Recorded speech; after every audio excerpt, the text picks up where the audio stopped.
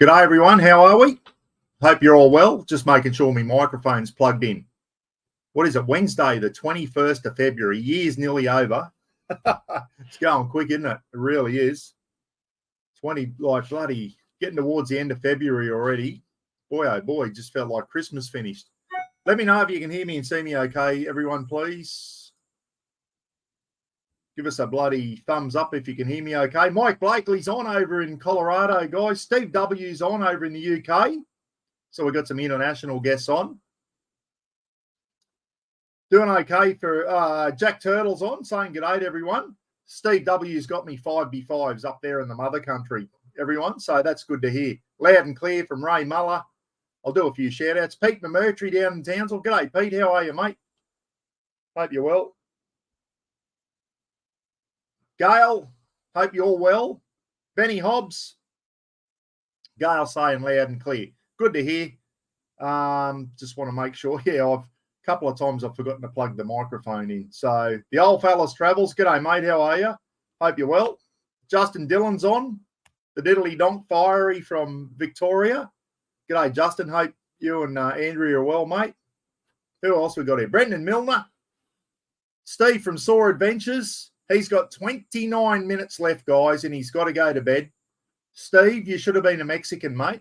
Well, he is. He is from south of the border. Even though he lives in Queensland now, he's still technically a bloody cockroach. He goes for the Blues, and he's in bed at 7 o'clock every night without fail. So you got 28 minutes. Alan Dew from Bunbury, not far from just north of where my daughter lives. She's down in Bustleton, mate. Bunbury. I've been to Bustleton a few times, and but I never always drive past Bunbury on the way to Bustleton. I've never actually been in there. I must go in there one day. Damien Hulbert, g'day, mate. How are you? Hope you're good. Greggy Campbell, Ian Smith, g'day, Ian. Mr. Bullet, over in WA. How are you, mate? Lukey Reed, the diddly donk from Tasmania, he's on. Gidgy Gorilla's on, everyone. G'day, Gidge. Thanks for joining in. And Paulie George from Inverell down there. G'day, mate. Hope you're well. Mara Rowlands. G'day, Mara. How are you? Craig Tompkinson saying good evening. Hope you're all well, everyone. Hope you're all well.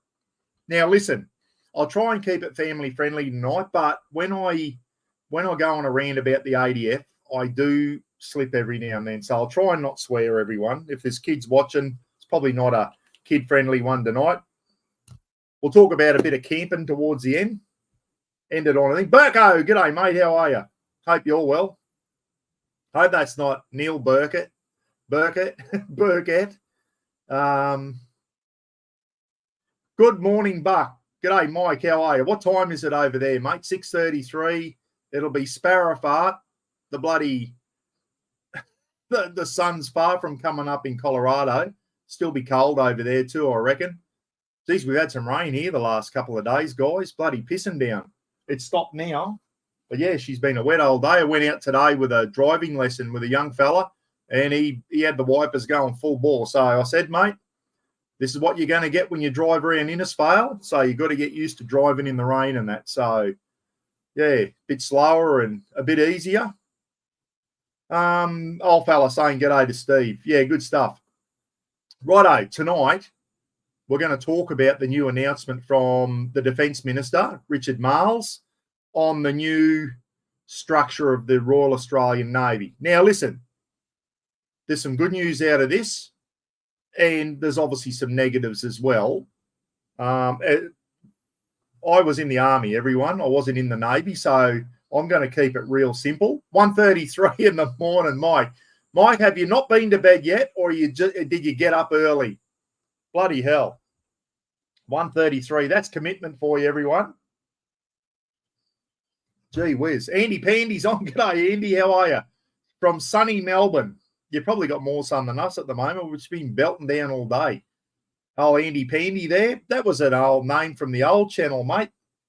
Good to see you back on. Anyway, yeah, so a big announcement yesterday on restructure of the Royal Australian Navy. And it's going to get a lot bigger, guys, which is good news. The bad news is things don't happen overnight. And this shit should have happened now. We should have been getting new ships now, and we are not. And we're in a bad state. We've got a 10-year hiatus there, and we've been let down. We really have. But anyway, what we'll do is I'm going to show you just a quick 2-minute clip from thing. Hey, listen, everyone's going, get on to Ray Hadley, get on to Ray Hadley. Well, I did, and he got back to me, and he went, I sent him my video clip of my rant about the MRH 90s and how I reckon there could be a cover-up going on with the Major General Jobson and the Chief of the Army, knowing that the head-up display, the night vision stuff, was not up to speed, and that the people that tested it said this is going to cause multiple fatalities, and it did. Anyway, I went on a rant yesterday. I hope you've all seen the clip so you know what I'm talking about. If you haven't, watch my last clip, guys, and you'll see what I mean. Anyway, during there, I basically had a shot at the ABC and Channel 9. And I said the media is quick to have a go at our bloody special forces boys. And I pointed it towards the ABC and Channel 9 because they were the two putrid channels that were after Ben Roberts-Smith and our SAS boys for war crimes in Afghanistan, for killing friggin' terrorists. That's what they were doing.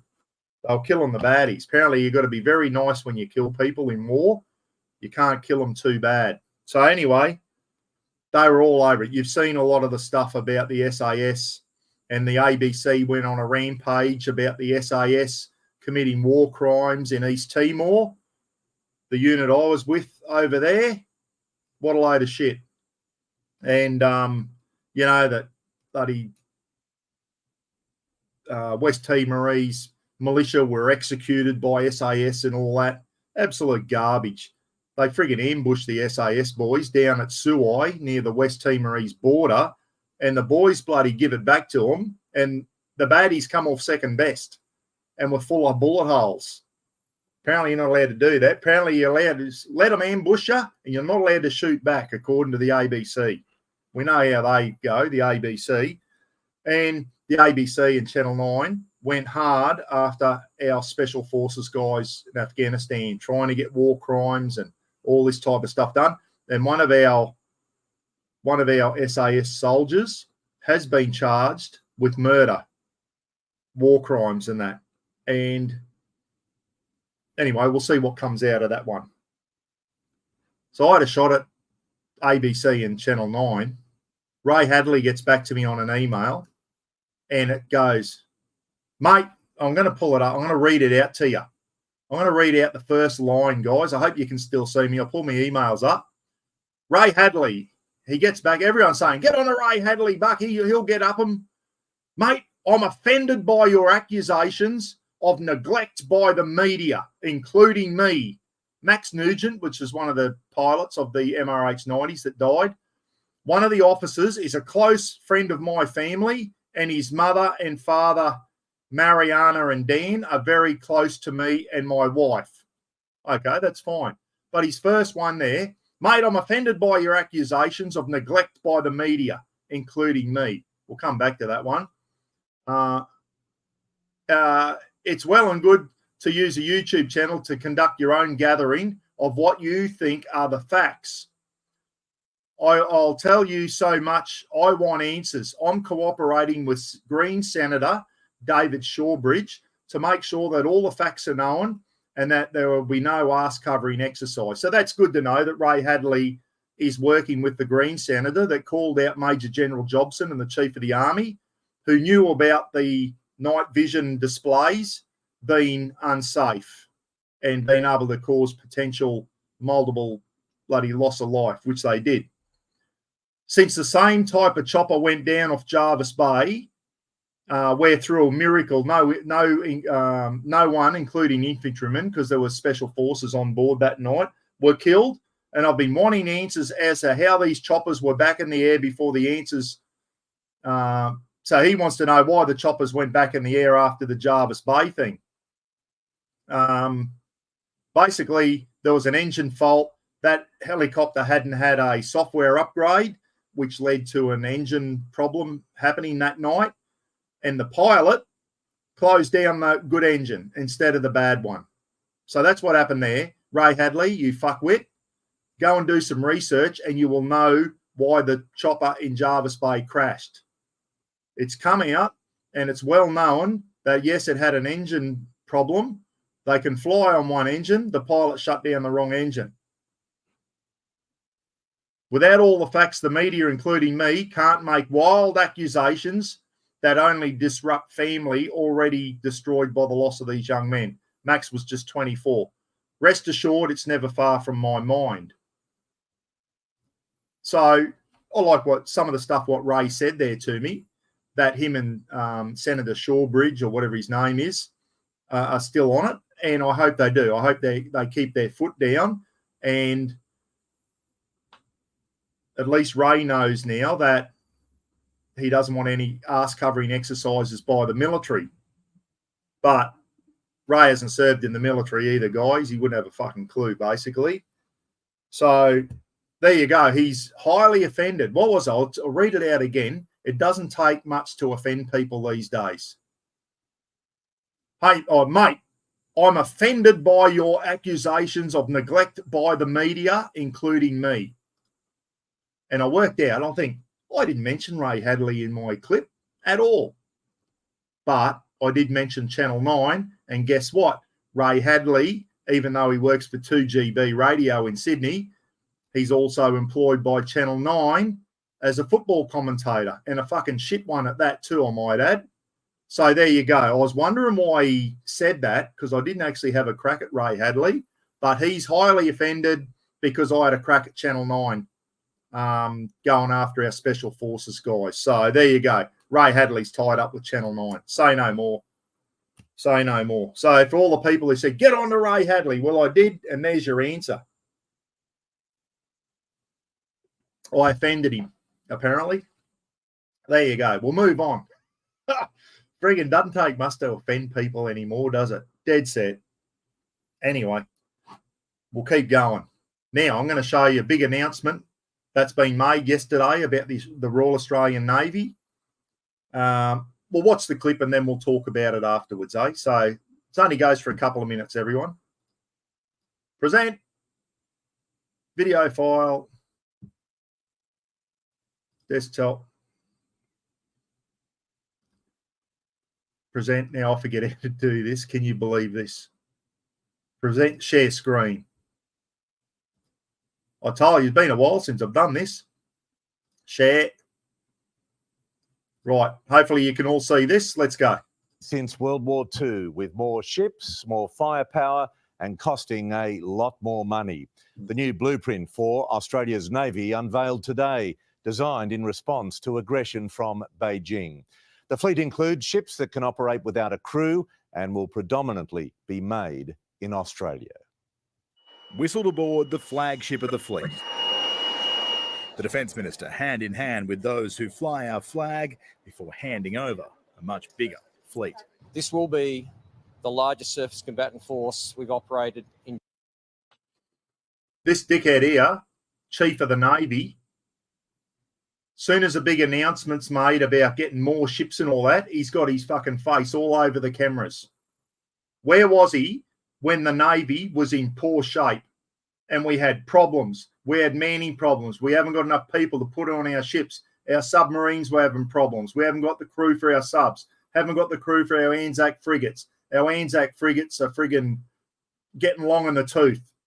Where was he then, kicking up a stink on the media, saying my Navy's not ready to go? Nowhere to be seen. Fucking piece of shit. That's what he is. He's one of the pieces of shit that need to go, everyone, with all his friggin' bling over his shoulder. All he's trying to do is knob-gobble the fucking defence minister so that he can be the next chief of defence force. Fact. Generations. It will also be, in time, the most lethal. 6 new missile-laden surface vessels that can operate without a crew. And we'll talk about that soon. That one was out of left field. Mike Blakely, if you're watching, 6 large frigates or destroyers with missiles and all that, with no crew. Friggin' hell. We can't even put a friggin' DJI Mavic drone in the air with a bloody weapon on it, let alone these ships. Anyway, we'll talk more about that soon. A new fleet of 11 smaller general-purpose frigates to replace the 6 remaining Anzac-class ships. A significant increase in defence spending in this country, and it is needed. The planned 9 Hunter-class anti-submarine So I mean, this peanut, never been in the military, and he's the defence minister. Fuck. frigates will be reduced to 6, equipped with Tomahawk cruise missile technology and in the water from 2034, supporting the 3 existing Hobart-class air warfare destroyers. It's a failed program. Labor should bin it, and Labor should stop writing blank cheques for the military-industrial complex. So he's a Green senator. Anything they do for the military, he'll be against it. You can guarantee it. The Greens don't want anything to do. They don't want a defence force. They just want it to bloody, if anyone threatens us, we just pull our pants down, lube up and say, give us the pineapple, rough end first. That's what the Greens will do, guys. Pieces of shit. Thanks. Tonight, time is against us. The report identifying an ageing fleet. Yeah. The first new ships won't be in the water until the end of this decade, and China already accused of aggression and expansion in the waters to our north. It does not meet the urgent strategic challenges posed. This guy here, Andrew Hastie, he's the shadow defence minister. So he's the defence minister for the LNP party. Ex-special Air Service Regiment officer.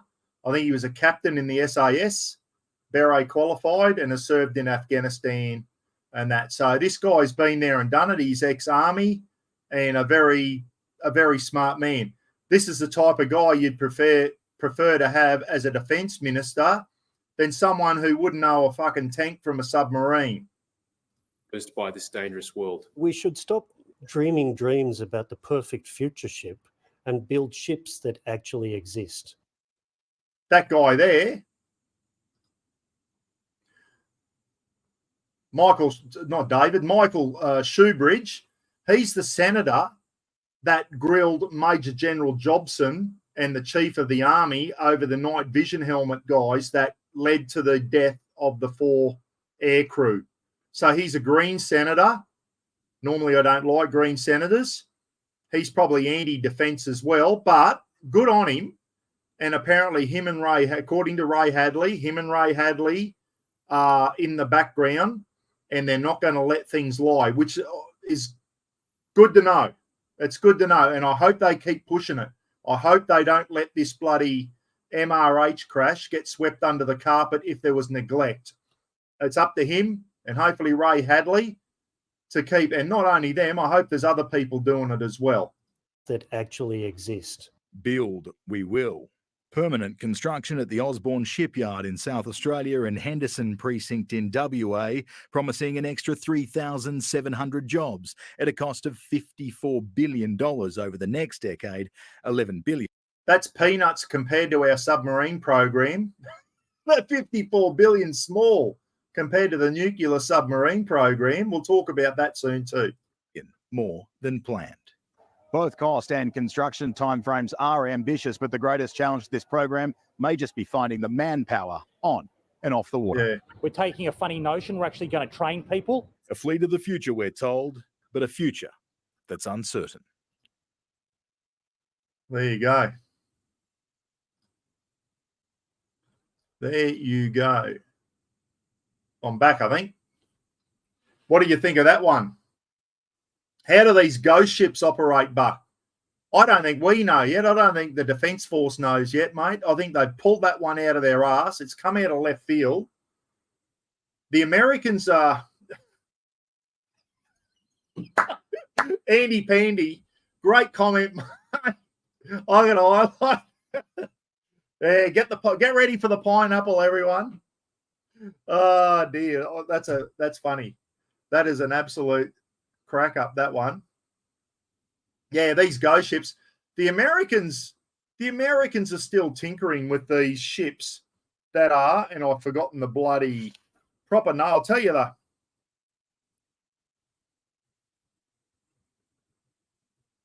large optionally crewed vessel, LOCV. So if I say LOCV tonight, it's a large optionally crewed vessel. So it's basically like an air warfare destroyer or a frigate. No one seems to know yet. That's like a drone ship. And it goes out and it's got missiles on it, so we can send it out and we can it doesn't need a crew on there. They said the only time optionally crewed, so you can put a crew on it, and they said most likely crews will be on those ships when they're going in and out of harbours and ports, things like that, or through the Barrier Reef or whatever. But now the Americans are still tinkering with this idea. The Americans haven't even got them yet. I think this is pie in the sky shit. Maybe tinker with this down the track, but to actually include these 6 ships in our arsenal for 2040, I think we're getting our ambitions and capabilities mixed up, and they're saying that they'll be built here in Australia. Friggin' hell. Anyway, we'll come back to that ship. So that's what it is. They reckon 6 big drone guided missile destroyers or frigates. Probably use AI. I know, mate. I know. And Mike, that's why the no cruise ships, they don't have any people to man the things anyway. Exactly right, Mike. And that is right. We can't get people to man our ships. The Americans are tinkering with these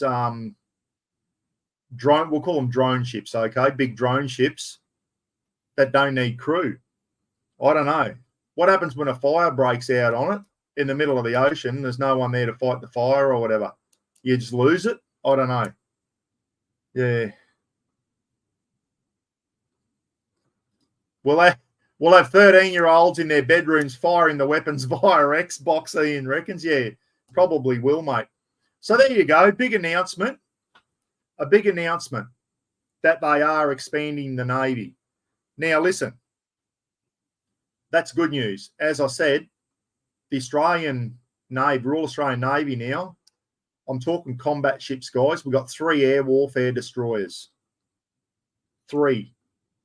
Why we didn't buy friggin' Arleigh Burkes off the Americans a long time ago, I do not know. Our brand new air warfare destroyers are kitted out with 48 vertical launch cells. 48. It's not enough. The Arleigh Burkes have got 90, like almost double. Why we just don't buy off the shelf sometimes, I do not know. Instead, we got this Spanish ship and we tinkered around with it and we turned it into an Australian air warfare destroyer. They're often a Spanish frame, the F-100 Spanish frame, and we've come up with our own air warfare destroyer. Guess what? The Aegis bloody radar system on there is obsolete already. They've only been in the water a few years. The Aegis radar system's obsolete, and they're going to start taking the air warfare destroyers offline one at a time, and it's going to take 2 to 3 years on each destroyer to get the new Mod 9 Aegis radar system up and running on them. So 2 to 3 years for, say, HMAS Sydney. What was the first one? HMAS Hobart. Then that goes back in the water. Then they bring HMAS Brisbane out and do the Aegis upgrade on that. Then they bring that in the water 2 to 3 years, and then they HMAS Sydney. So for the next decade, 9 years or so, we're going to be down to 2 air warfare destroyers. This year, they're decommissioning HMAS Anzac, one of our Anzac class frigates. The old Anzac class frigates, we'll talk about that soon, are getting real long in the tooth. They're going to start decommissioning a couple of them. Anzac this year, and in 2 years, 2026, HMAS Arunta, leaving us only 6 Anzac class frigates. So we're getting rid of another 2 ships before we get any new ones, and we'll talk about that soon. So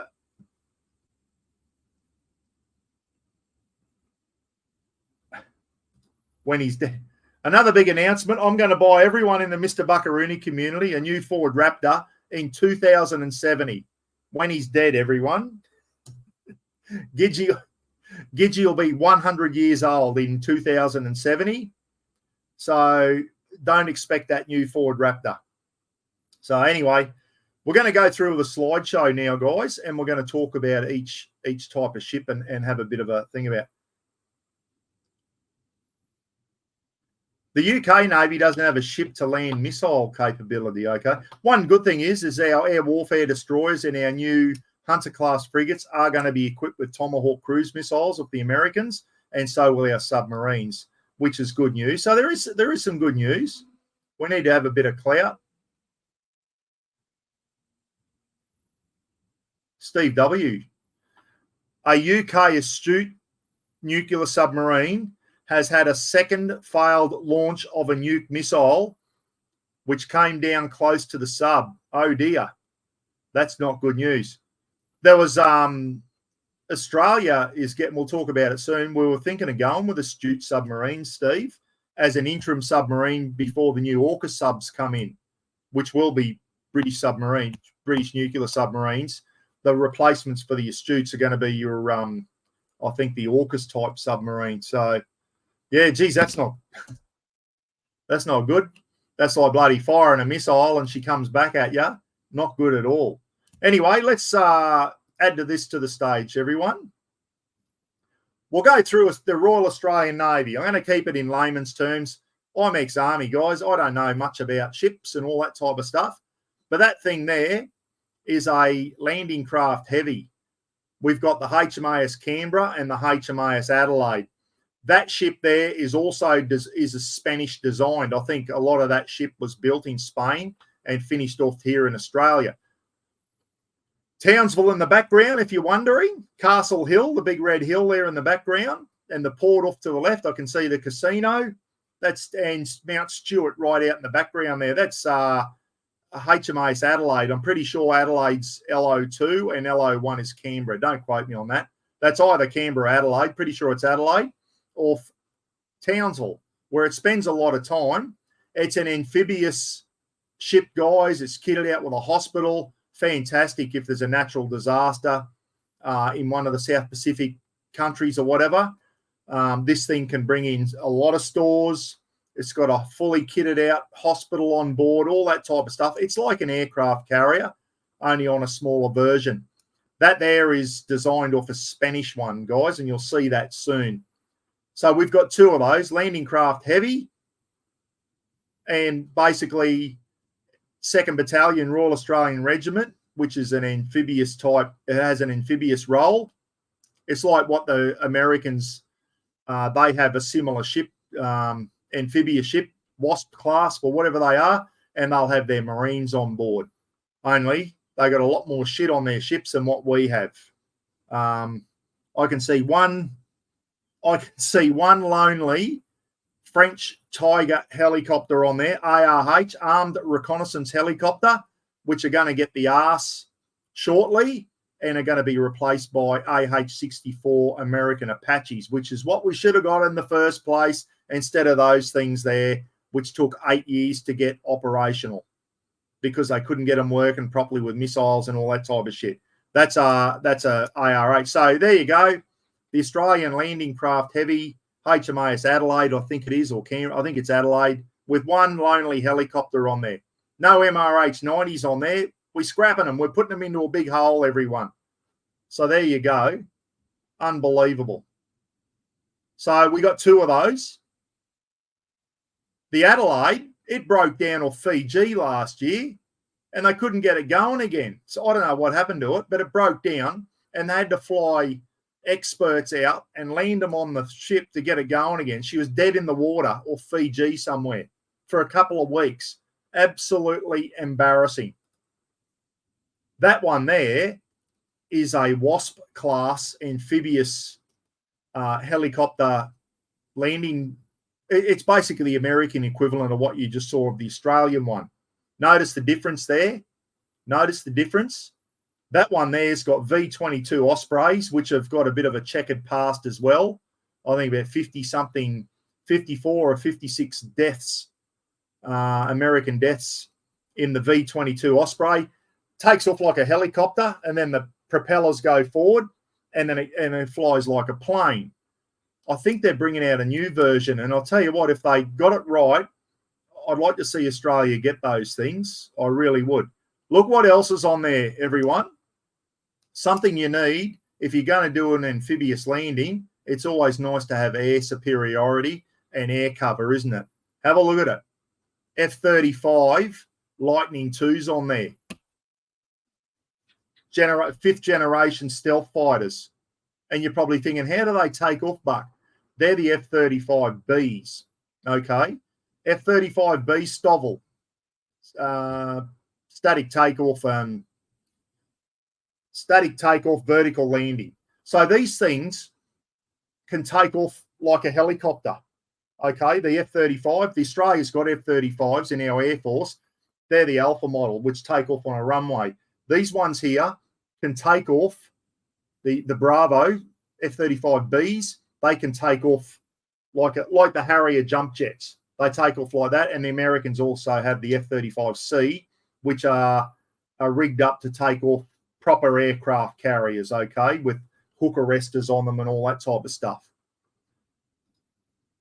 So, wouldn't it be nice if Australia, we got F-35s, why didn't we buy F-35Bs that can take off on these ships? So we could add a dozen on the Adelaide and a dozen on the Canberra. No one thought about it. And these ships are not kitted out. The decks and all that can't take the heat from the bloody takeoff and landing thing. Now, I'll show you the Spanish one. So there's the Americans. Look at it. 1, 2, 3, 4, 5, 6, 7, 8. There's probably some more underneath. They've probably got a dozen of them on there. F-35Bs. They'll have helicopters down there somewhere as well, probably Apache helicopters. And they've also got V-22 Ospreys. Now, that one looks familiar. That's the Spanish Juan Carlos or whatever that our Canberra class LHDs were designed off. The same ship, basically, or very similar, aren't they? And look what the Spanish have got on there. If you look closely, I don't know if you can see my cursor there. There's a Harrier jump jet, a Harrier 2, which was used by the Americans and the British. I didn't know the Spanish had Harriers. Well, I do now. There's a Harrier jump jet, which is an older version. We got the F-35Bs now, the Americans have, which are a far more capable aircraft than what the Harriers are, because they're a fifth generation. The Spanish ship is designed to take fighter aircraft on there, and what they can do is take off using the jump ramp. They can take off like a helicopter, or they can go forward and take off using the ski jump. Let's go back to the Australian one. We got the friggin' ski jump there. What's that used for? Eddie the Eagle to practice his bloody skiing into the ocean or something. I don't know. Why did we buy these ships with a big jump ramp on the front, but we didn't even think about getting F-35s? You reckon they would have got together and went, the Air Force is getting F-35s. We're getting two big ships that the Spanish use bloody fighter jets off.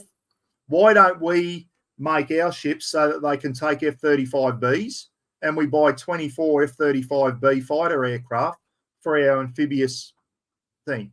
No one thought about it. Nobody thought about it. Is Buck the only one who thought about this? Why don't we have fighter aircraft on our aircraft carriers? We got one pissy little French ARH Tiger on there, Eurocopter. There's the Americans. Have a look at the gear they got on theirs. And there's the Spanish. They've got a big transport helicopter on there, a couple of them, and a bloody Harrier. I'm sure they've got more Harriers underneath too that they can bring up onto the thing. So that's what Australia should have got, everyone. But we didn't. No one thought. No one thought the Spanish can run fighter planes off theirs. Why don't we build ours the same? Ours were built in Spain, and then they came over and were finished off here. It's the same. Canberra and Adelaide are the same as that. but we went the cheaper option. And, oh, no, we don't need fighter aircraft on there. We'll just put helicopters on there. We're flat out having enough helicopters to put on there now because we've got rid of all the MRH. And that's the other thing too. We put 2nd Battalion on there to do an amphibious landing somewhere, and we have to get them ashore using helicopters. The only thing we can put them on there with is Chinooks. It's probably not ideal either, where we could have used the MRH. But anyway, there you go. There's another poor decision by the Australian Defence Force. We got 2 very big, capable ships. But once again, we skimped and we didn't go the full hog, and we should have bloody had fighter aircraft on them. So we had two proper aircraft carriers. So we got some sort of force projection in that. Nah, there it is there. That's a version of the American, the F-35B, static takeoff and vertical landing. So it can take off like a helicopter. It just, with the engines go down like that, and the jet thrust forces it up into the air, or it can go off that ski jump. Okay? So we should have had a dozen of them on Canberra and a dozen of them on Adelaide. Nah, our ships aren't capable to take them. The decks and that weren't built so that they could take the extreme heat of the jet engines and all that. That's apparently why we can't do it. So, half-assed. Righto, let's go on to our submarines. Anyone know what they are? I can't see your comments, sorry, guys, during this slideshow. I can't see any comments. I'll watch them tomorrow. Once I'm over the slideshow, I'll get back into the comments, okay? That is 4 of our 6 Collins-class submarines, which came in the late 90s and the early 2000s. We've got 6 of them. HMAS Collins was the first one. HMAS Farncombe. These are all named after former Royal Australian Navy admirals, apparently. Collins, Farncombe, Waller, Duchesneau, or I can't say that word, Sheehan and Rankin. So we've got 6 Collins-class subs. They're starting to get a bit long in the tooth now too, guys. They had big problems when they first came out. They fixed those problems, and they're considered a very mouse low. All right, I'll plug my mouse in, guys, while I'm waiting. So they've done some good stuff. They went on an American thing over to Hawaii. The Yanks couldn't track them down. Apparently, they're a very good submarine.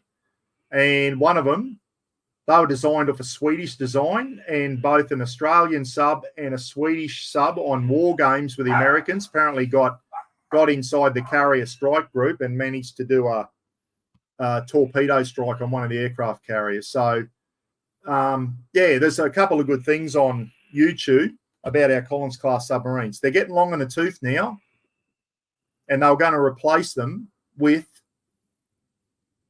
French nuclear submarines, but we're going to convert the nuclear submarines to diesel electric. It had never been done before. Who came up with that idea?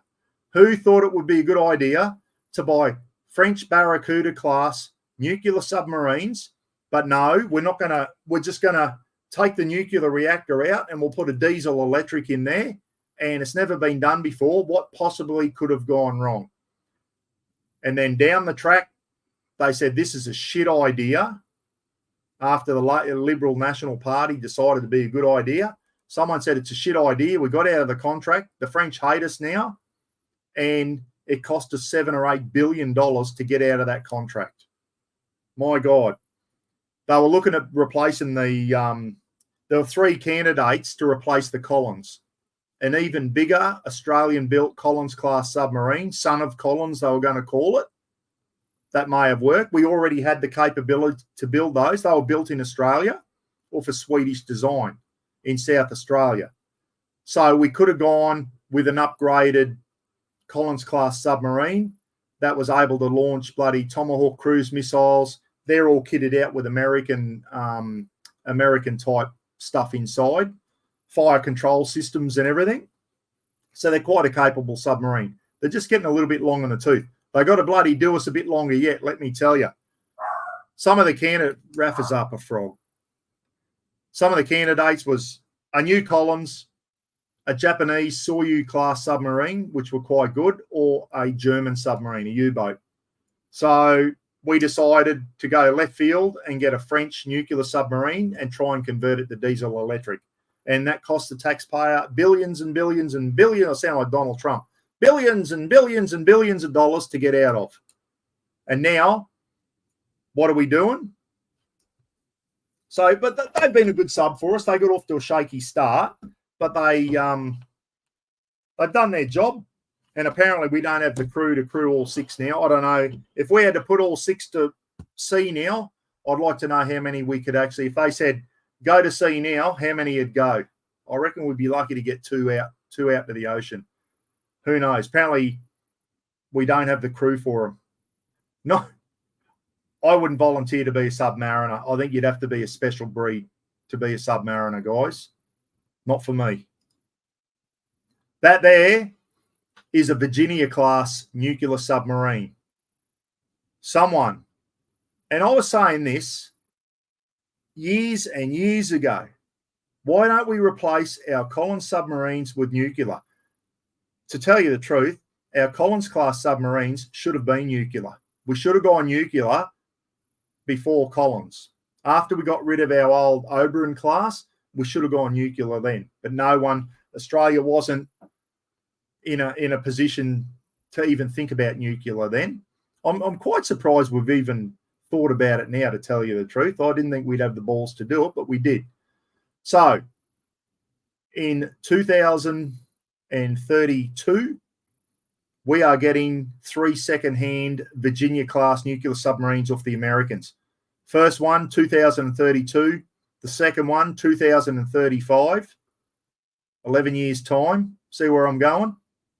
And then towards the end of the 2030s, they're going to be Block 4 submarines. And then we're going to get a Block 5, which is a bigger Virginia-class sub with more arsenal on it. So it's a nuclear-powered submarine. It's going to be conventionally armed, but with tomahawks and all that type of stuff, guys. So we are going to end up with 3 of these. There is an option to get another 2. So they're in the contract. We're getting 3. Possibility we could get 5. Okay. Virginia-class nuclear submarines, considered one of the best submarines in the world at the moment. Okay, but they're not going to be here for another, first one in 8 years, and then, or 9 years, and then 11 years. And then, yeah, so, and then after that, you've seen the big AUKUS deal where the UK, America, and Australia are coming up with a brand new nuclear submarine. Now, basically, all the firing system and everything will be American, but they're going to be British, basically British nuclear submarines, guys. The British are going to build them, and we're going to build them here in Australia as well.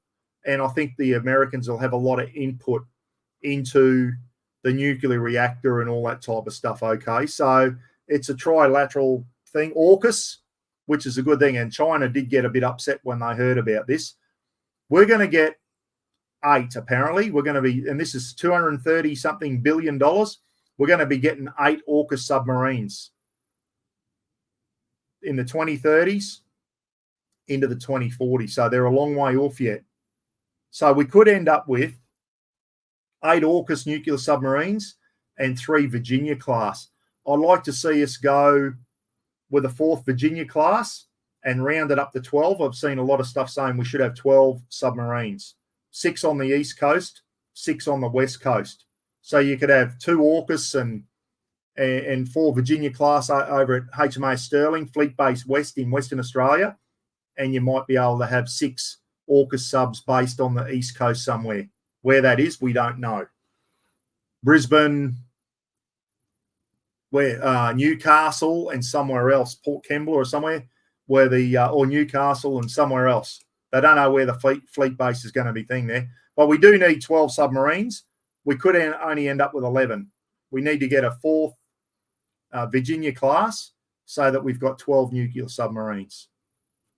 Don't be surprised if that blows out and we never see it. Righto, so that's enough of the submarines. That is a massive deal, and it's going to cost the Australian taxpayer a lot of money. Those 3 ships there, you can see there, we've got from front to rear, They're our new air warfare destroyers based on a Spanish frame. Okay. HMAS Sydney, 42. 41 is HMAS Brisbane, I believe. And I think that's 39. 38, that's HMAS Hobart. So they're Hobart class air warfare destroyers. From all reports, a very capable ship. But they're going into dry dock one at a time now, 2 to 3 years for upgrades. They're not that old, and they're already going into dry dock for upgrades. So we're going from 3 down to bloody 2. We need 6 of these things, guys. Minimum of 6. We should have 6 air warfare destroyers. 3's not enough. But they are a tier 1 combat vessel, and they are the leading edge of our Navy at the moment. These 3 air warfare destroyers. Not enough, is it? Mike Blakely's probably rolled off his chair now thinking we've got about 50-something Arleigh Burke destroyers, which are more capable than these things, and Australia's got 3, and they're about to start putting them into maintenance already. So there you go. When we're down in Hobart, Roz and I, we saw one of the, I think, HMAS Canberra Adelaide, the LH, the big landing craft heavies in Hobart. One of them was in, and 2 air warfare destroyers. I think Brisbane and Sydney were the 2 ships down in Hobart last year when we were down there. It was a pretty impressive sight seeing the big aircraft carrier and 2 of our air warfare destroyers down in Hobart. They were a bloody pretty impressive looking sight. They really are. So there you go, our 3 air warfare destroyers, guys. They're our newest, most modern aircraft, bloody ships. Here's the old 1-ton Holden of the fleet, guys. The old 1-ton Holden Ute, the old workhorse. These are the old Anzac class frigates. They went through an upgrade and got some Aegis sort of radar and all that. They're getting long in the tooth. They've been they're Australian made, the Anzac one. We got 8 of them, and the Kiwis got 2. And they've been a very, very good workhorse. They've done a lot of deployments to the Middle East, over there in the bloody Middle East, pulling up ships and all that type of stuff with the international force. I'm not sure what that one is. I don't know. Is that that might be HMAS Arunta? That's an Anzac class frigate, guys. They're getting long in the tooth. HMAS Anzac is being decommissioned this year, I believe, and HMAS Arunta, probably this one here, is going to be decommissioned in 2026, leaving us only 6 frigates. So you can see where I'm going with this.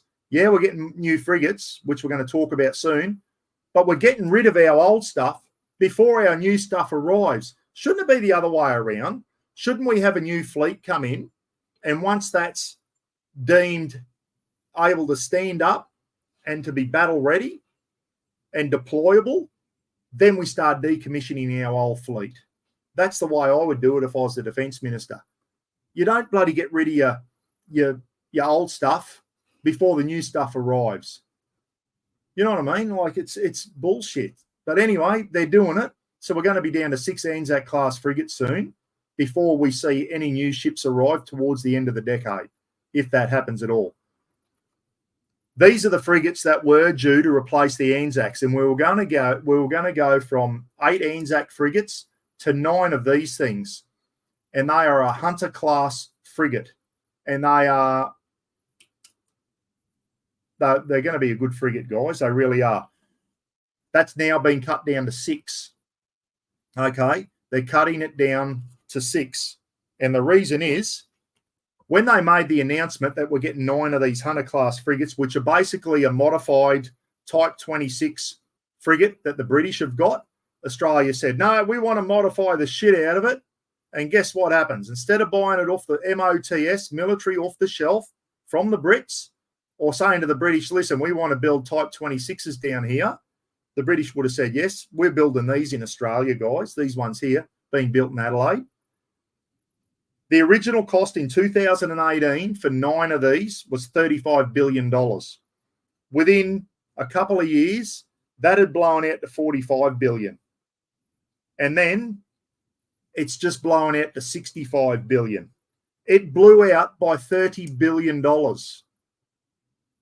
So they go, we're going to get 9 new ships, 35 billion. You budget for that, and then all of a sudden it's like, no, it's now 65 billion, double the cost. So in this new announcement, they said we're not getting 9 of them now. They're too expensive. We're going to get 6. This is where I go back to the air warfare destroyers. Why don't we have 6 Hunter-class frigates and 6 air warfare destroyers, 3 on each side? So that area, the Hunter-class, they're going to have vertical launch cells and that. These main role here is not so much air warfare, which they can do. It's going to be anti-submarine warfare, very advanced anti-submarine warfare frigate, these things here. We're only going to be getting 6 of them, guys. The Hunter-class frigates going to be built here in Australia. I still reckon we need another 3 air warfare destroyers. Righto. This thing here, that piece of shit is an Arafura class offshore patrol vessel, an OPV. We had a contract to build 12 of them here in Australia. We've just built the 6th one, and they've cancelled the other 6. We're not getting another 6 now. We're only going to get 6 of them. These things here are almost the size of a Corvette. A lot of Corvettes are heavily armed with missiles and all that type of stuff, guys. This is basically the size of a Corvette. And you know what it was armed with? They're armed with a 25 millimeter on the front, 25 millimeter gun on the front, and 2 50 cal machine guns. That is it. No missiles, no Sea Whiz for close-in defence, no nothing. They're basically just a patrol boat.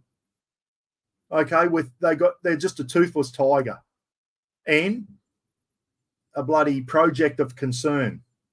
Over budget, typical Australian made, over budget, over time frame, blowouts, you name it, and the government has said, that's it. We're sick of it. You've built 6, that's it, no more. So what a waste of friggin' money they are. They've got a helicopter landing deck there. They're not bad, but they need to be upgunned more. They need more armament on them. And even as a patrol boat, they should be more heavily armed. Ridiculous. And these are the Cape-class patrol boats. These things here, they're not bad looking patrol boat, are they? But wait till I tell you what they're armed with, guys. She's got a lot of stuff on it, bloody radars and all this type of stuff. You can put ribs off the thing. So basically, I've written it down here.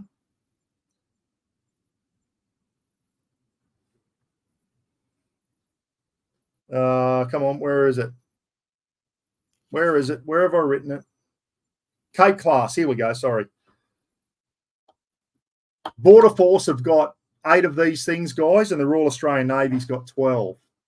Okay, so we've got bloody 20 of these things, and they're basically a patrol boat. Where were they when these boat people rocked up in northwestern Australia the other day?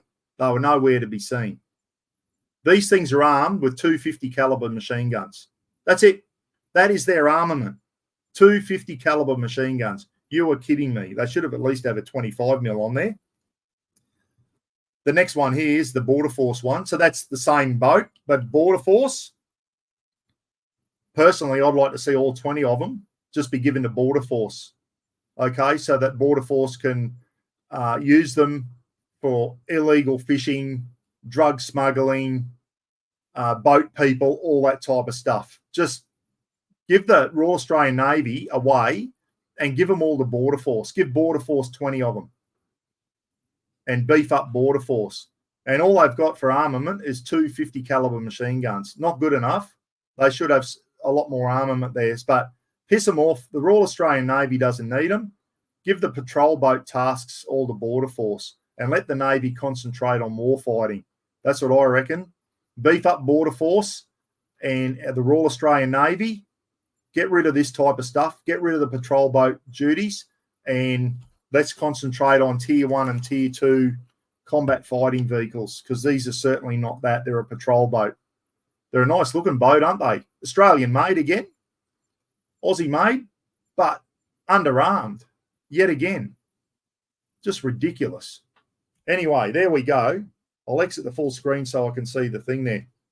Now, the other big announcement is, and this is good news, before the end of the decade, we should start seeing 11 new frigates come in. I'm not talking about the Hunter class frigates, a general purpose frigate.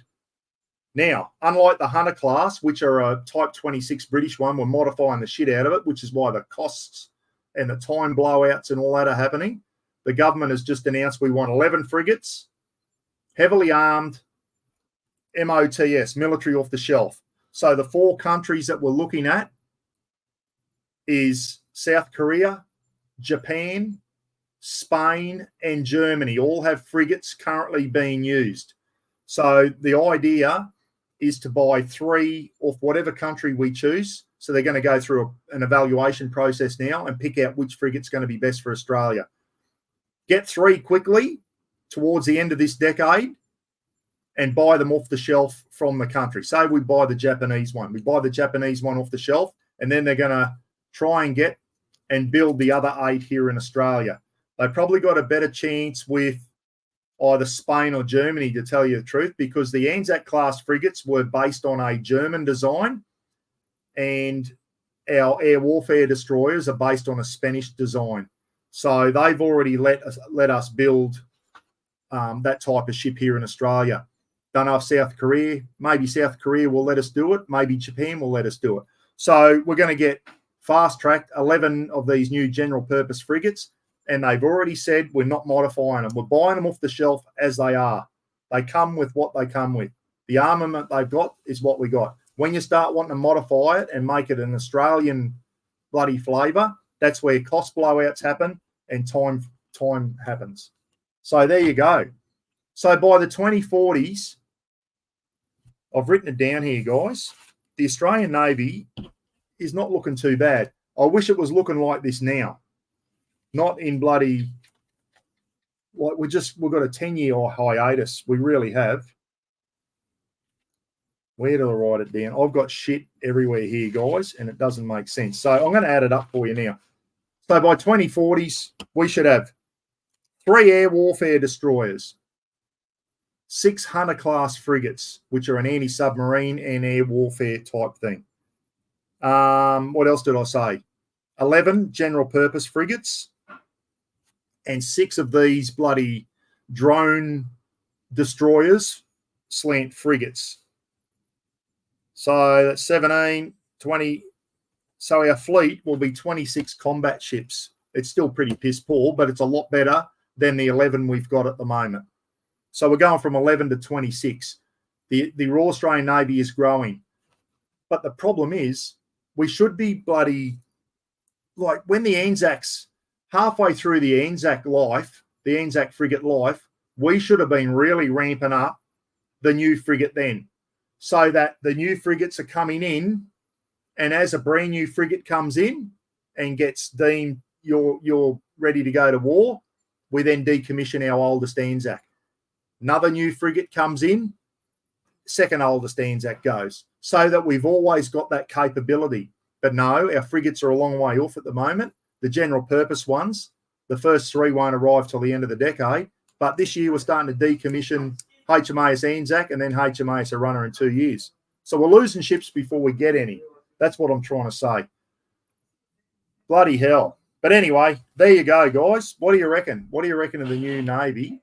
Now, what I'm worried about, how badly is the Army going to suffer with all these billions of dollars going into the Navy and the Air Force? How badly is the Air Force and the Army going to suffer? The Army is going to be bad, I'll tell you now.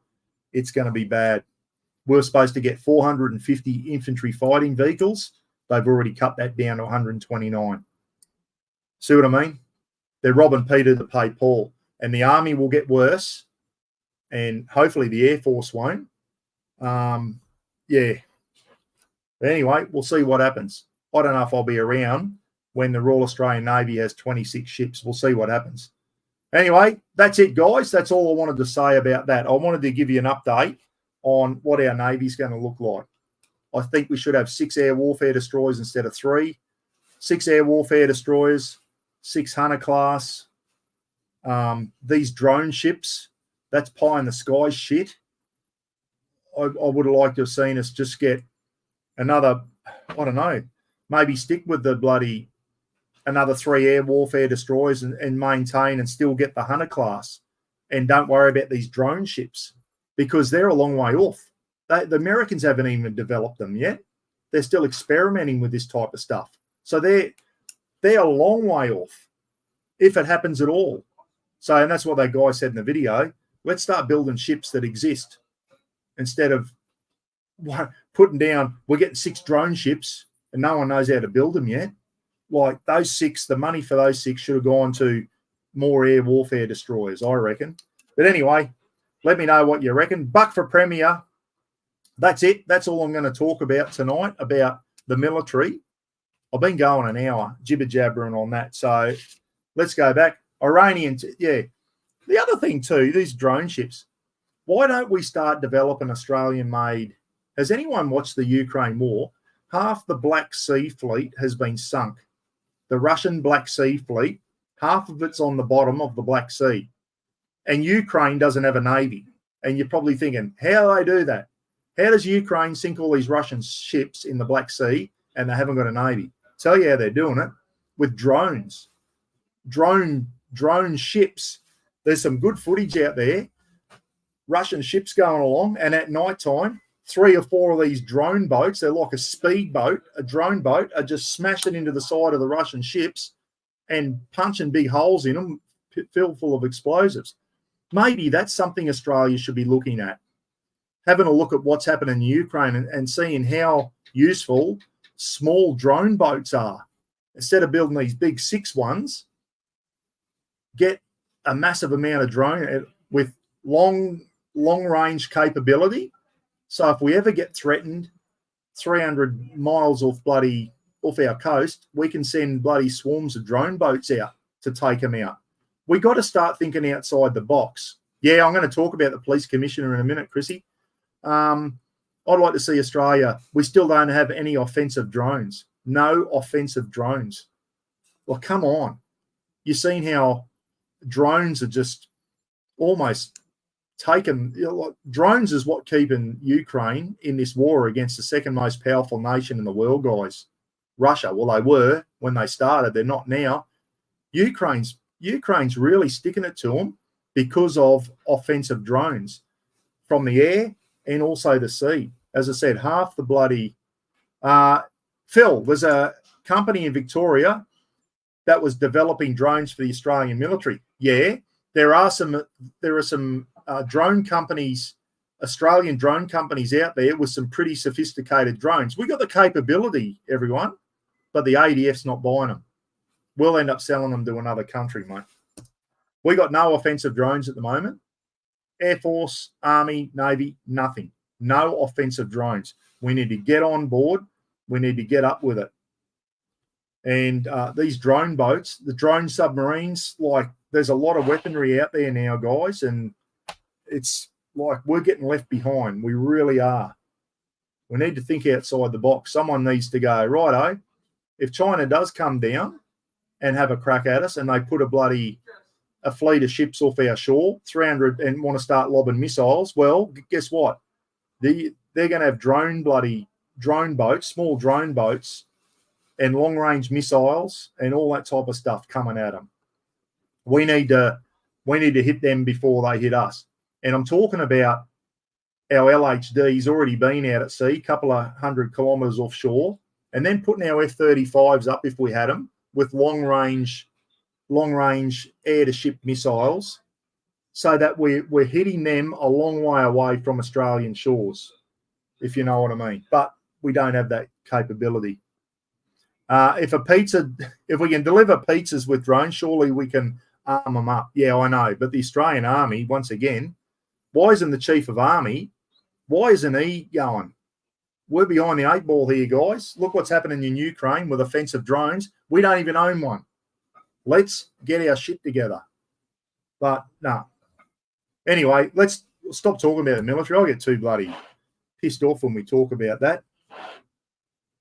No, Was Jackie Lambie in one seg, old fella? No, mate, I didn't get a reply from Jackie Lambie. I only got a reply from old Suki Lala boy. What's his name?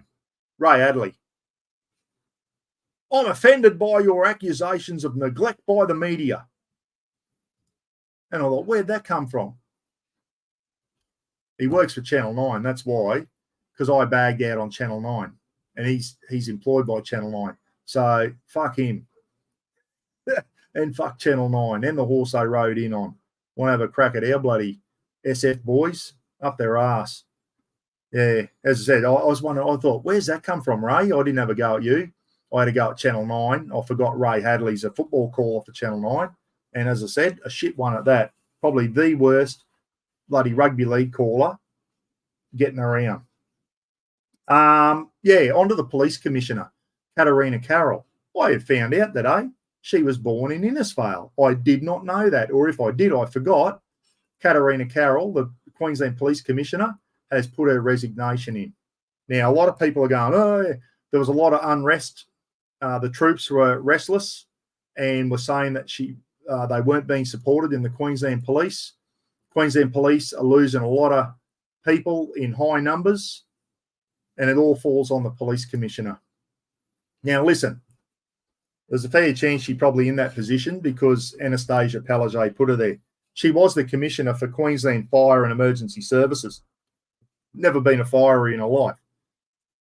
Anastasia Palaszczuk just wanted to have a female in a position of authority. So she put her in as the Queensland Fire and Emergency Services Commissioner. Friggin' stay in your own fucking lane, everyone. If you're a police officer, stay in that lane. Don't go and try and be the head dog of the fireys. You've never done that job. That's why this country is the way it's going. I'll talk more about Queensland Corrections in a minute. So, listen, she did a lot of good things too. And unfortunately, 3 police officers died on her watch. Not her fault, but nothing worse for a police commissioner to lose police officers while she's in the top job. 2 of them, Matthew Arnold and Rachel McCrow, were murdered last year or the year before out at Williambilla by those friggin' sovereign citizen nuts, murdered in cold blood. That happened on her watch, and she was visibly upset when that happened, and as she would be. I think she's a good person.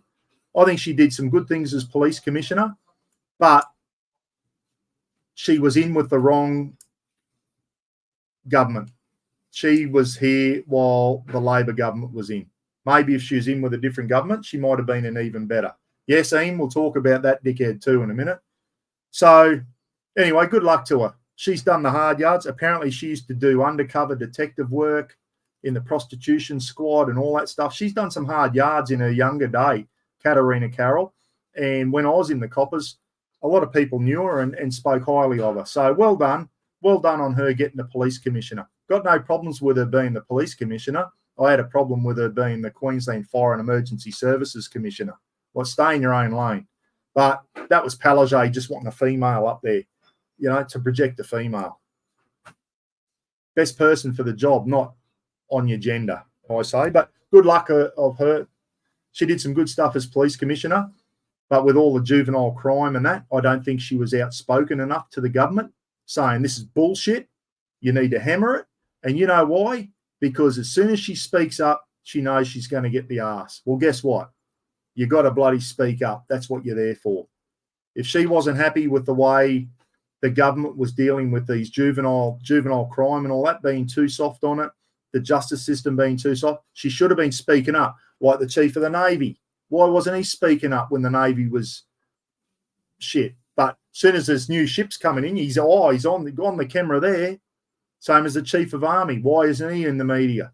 My army's not ready to go. They're pieces of shit, feather in their own nest, whether they're politicians or they're in a friggin' military uniform with all the shit up here on their shoulder.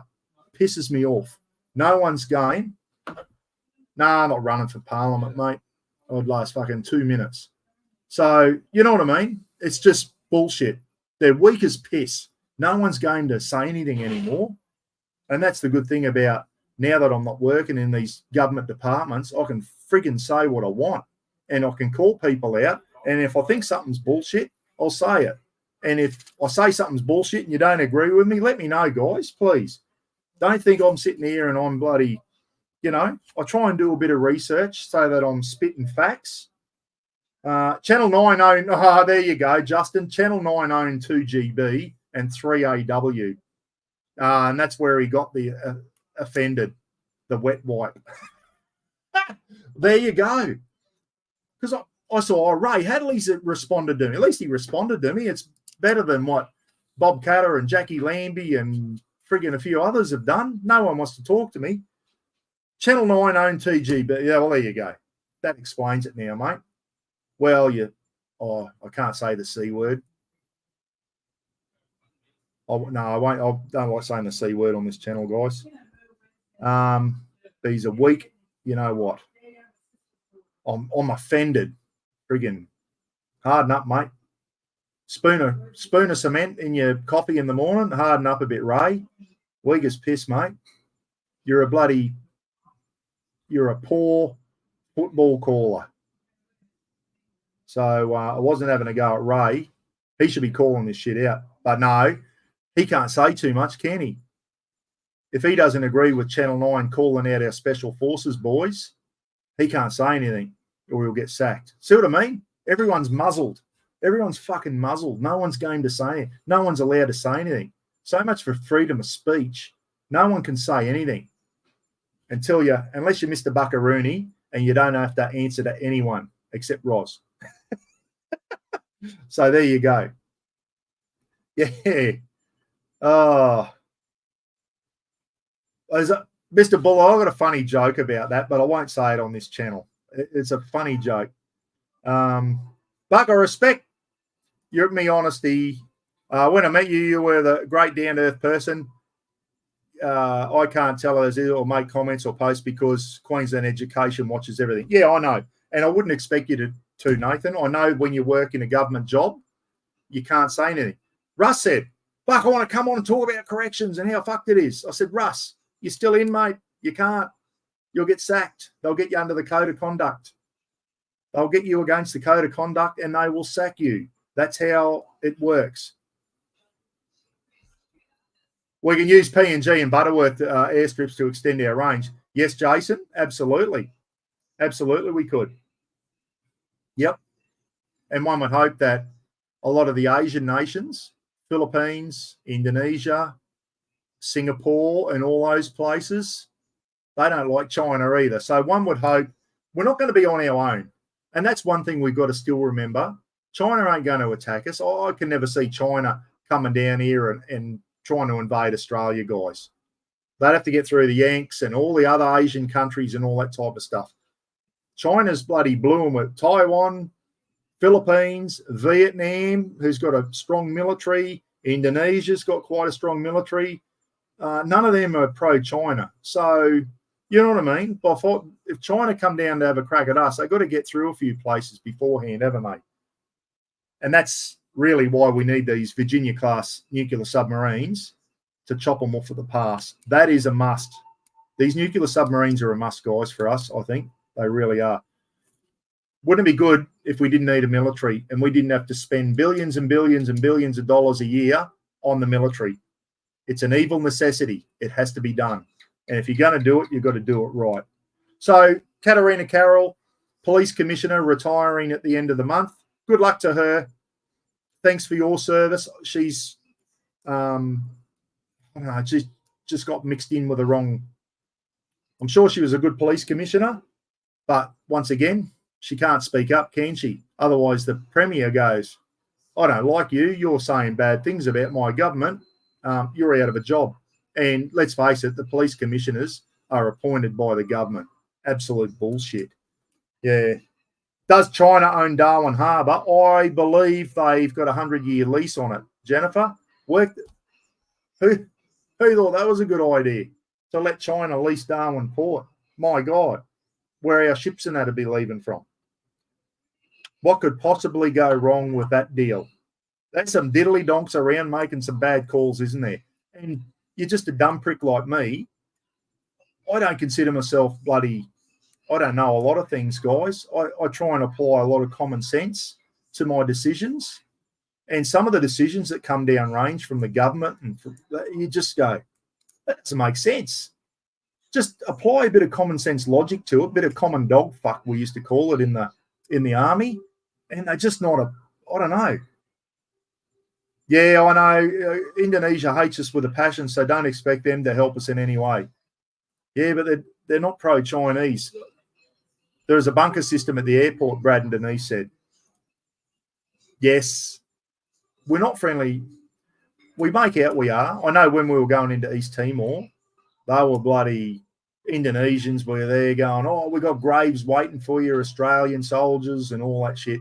Indonesia hates us because of what happened in East Timor. Basically, Indonesia got booted out with all their militia, and East Timor became an independent nation. So, yeah, Indonesia hates us because of that. And the same frigging thing should happen to West Papua. They should be booted out of there as well for what they're doing to the West Papuan people. Absolute. That one you don't hear much about. You've seen the way that the Papuans are treated by the Indonesians up in West Papua. Absolutely disgraceful. They're treated like animals. It's not good. You don't hear about it. No one's allowed in there to report on it. Absolute bullshit. I stood on that border, East Papua New Guinea and Irian Jaya, or West Papua, which is an Indonesian province. I've been right on that border, guys. No man's land. There's two fences, 10 metres of no man's land. And I was there in the Australian Army uniform at that fence. And I had a heap of Indonesian-looking people at the other fence looking at me as if to say, what are you doing here? And just up the road, about 300 or 400 metres up the road, I could see an Indonesian flag flying at an outpost. So I was unarmed. I wasn't allowed to carry weapons, but the Papua New Guinea soldiers I was with, P&G boys, they were carrying M16A2s. So, yeah, anyway, but I saw a couple of Aussie uniforms up on the border and they come down for a sneaky peek. So I just sat there and looked at them, didn't even acknowledge them. But, yeah, so I've been on that Indonesian border there near Venemo in Papua New Guinea. Yeah, Indonesia don't like us, mate, I know that. But they're not pro-Chinese either. So diplomatically, we still have a fairly good relationship with Indonesia. But yeah, I know there's a bit of distrust there. We're a Christian country, they're a Muslim country. You know what I mean? That's kind of where. Yeah. 1 in 3 people in Australia are born overseas. Yeah, I know. Depends what country they're born in, eh? When they're born in countries that don't like us, we're asking for trouble. You know, got the diddly donk from Yorkshire. He was born over there. Dave, he's, you know, you got Poms and Yanks and Canadians and Kiwis and Polynesian and South Pacific Islanders and all that type of stuff. Absolutely. But, yes, we do let people, without sounding like a racist prick, we do let people into this country that I'm worried about. And they don't like Australia, but they're happy to come here and take our welfare and whatever. And then you see them protesting with the Palestinian flags and all this type of shit. Pisses me off. Do that. Go back to your own country. Yeah. Yeah, I know. And that's every time Indonesia has a natural disaster, we send billions of dollars to them in our tax money. That's just what we do, mate. That's what Aussies do. Aceh, during those, the 2004, was it, the big tsunamis that hit Asia, Japan and Aceh and Indonesia and that, we gave the Indonesians $1 billion for that. And I think they spent half of it on their military. Oh, fucking really? Yeah, we gave it to you to rebuild villages and that. They got wiped out by tsunamis and that. And I think they went and bloody stocked up and boosted their military with it. Don't quote me on that. I don't know if that happened or not, but I've read somewhere that the Indonesian military boosted soon after we gave them $1 billion. So there you go. Yes, China owns an airstrip up there in northwestern Australia too, which is quite concerning. As I said, old fella, who makes these decisions, mate, to lease them? Who owns the decisions for that to happen? Unbelievable. I just can't fathom why we do that type of stuff. The CEO of Woolworths has resigned, guys. Good riddance to you. Was he South African, everyone? Was he South African? I'm not sure. But Woolies did the big anti-Australia Day thing. I think he's South African, so he's not even an Aussie. And piss off, you piece of shit. Get out of here. You're ripping everyone off, Woolworths, and you're bloody un-Australian. So I've got no sympathy for him. Go back to South Australia and live, mate. He'll go back there with his millions of dollars he's made as a CEO. All these CEOs of all these big companies, millions and millions of dollars. I sound like Trumpy again. Millions and millions and millions of dollars a year they get paid. Alan Joyce, what was he on? 20-something million a year. No one's worth that. Friggin' surgeons and doctors and people saving people's lives don't even get $1 million a year. Surgeons get, hundreds of thousands a year maybe. And these CEOs get millions of dollars from the companies, all the CEOs of the banks and Australia Post and all that type of stuff. Boy, oh boy. How much... It's all these football players all getting $1 million a year. Hey, no one deserves $1 million a year. The Prime Minister's only on, what's he on, 300,000 a year? And that's a pretty responsible job, whether we knock him and that. But, geez, doesn't get much more high pressure than being the Prime Minister of the country. And these CEOs are on 10, 20 times more than what the Prime Minister's on. Absolute bullshit. Absolute bullshit. Yeah, China buying our cattle stations and all that type of stuff seems to have stopped. And so it should have, Daryl. So it should have, mate. 20 million payout, Jack said. I'm not sure who did that. Here we go. Someone's calling me out. Saw about special. I was over there, mate. There is cases to answer. ABC and 9 are in the right. Yeah, someone's been charged with murder, mate. Someone's been charged with murder. I won't say his name. I know his name, but yeah. I was in East Timor with that shit too, mate. And let me tell you, fucking, yeah. Anyway, if people did the wrong thing over there and committed war crimes, one of them's already been charged with murder, mate. And he's got the bloke who killed that bloke in the field that was on Four Corners or whatever it was on. He's been charged. Oliver is his first name. He's been charged with murder. So, yeah, I know it's a hard one, mate. It's a hard one. But all the people pointing the fingers at him, they weren't the ones over there on a two-way range either, mate. How many deployments do our special forces boys need to do? They ask too much of them, mate. They ask too much of them. Mate of mine, who I was in 103 Signal Squadron with and 152 Signal Squadron over at the regiment. I used to be the SQMS over there. Anthony Moffat did 11 tours, mate. 11 tours. That's too much to ask of anyone. 11 tours he did. Most of them over to Afghanistan and Iraq and that. Mate, that's got to affect everyone, hasn't it? It's got to affect everyone. So anyway, we'll see what happens. I just hate everyone's jumping on the bandwagon, the media and that, about our special forces. So it's a shame, isn't it? But you know what? Here's a what if. That bloke who was killed in the on that show there, what if the day before he was seen planting IEDs, making IEDs and planting them for coalition bloody patrols to go past? The Americans might send in a missile and take him out with that. Then you got all the collateral damage. And I know that they used to send the patrols in to take out targets. They give them a target to take out, and they used to take them out. Who's to say that bloke wasn't a target to say this bloke's been planting IEDs, go and take him out? Doesn't look good on camera, does it? Why they friggin' run around with GoPros on their helmets, I do not know. Running around with GoPros has brought them unstuck. I'll tell you, you don't see the British SAS running around with GoPros and putting it all over YouTube. So, yeah, silly stuff. I spoke to a mate of mine who I was with over there. He's a warrant officer, and then he changed over to captain, Barrow qualified. And I said, why are they running around with fucking GoPros on their helmets, mate? And he just said, don't ask, mate. Don't fucking ask. He wasn't happy with it either. So anyway, yeah.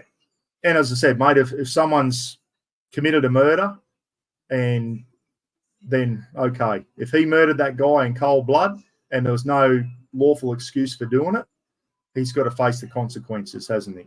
And be interesting to see what happens in court over that one. Be interesting to see what happens in court. If he goes down, he'll be going to jail for the rest of his life.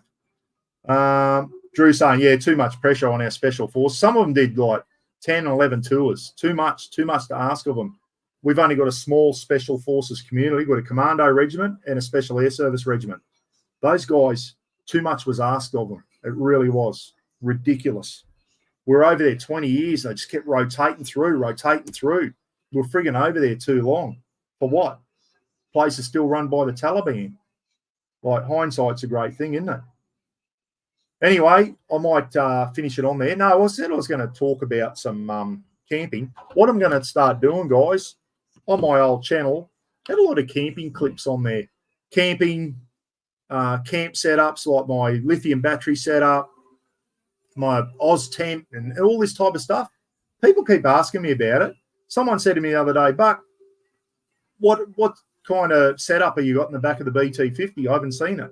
So I keep forgetting that I've got new people on the channel now that didn't see my old channel. So I'm going to start redoing some of the old clips I'd had on my old channel in a different way, obviously, modernise them a bit more and talk about it. And because there are people out there that, like you said, what kind of lithium battery have you got in the BT, and have you got what kind of lithium setup have you got? He hasn't seen it. So I'm going to start doing some shorter clips on that. Going to do one on the Oz tent soon, guys.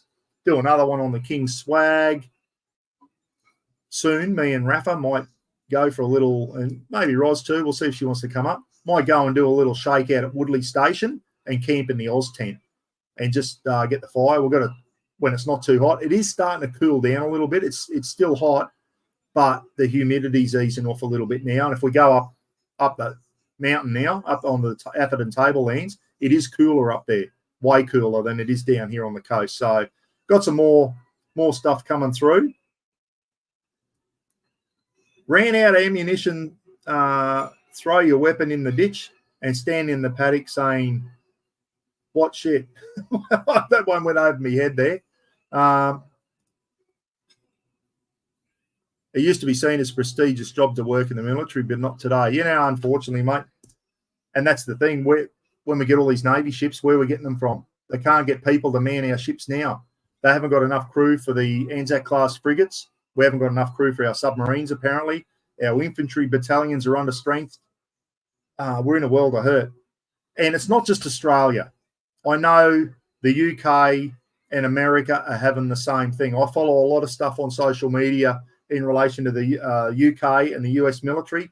They are having the same issues, everyone. It's not just Australia. It's not just Australia. But anyway, that's for our politicians and everything to come up with. Start cranking up our recruiting.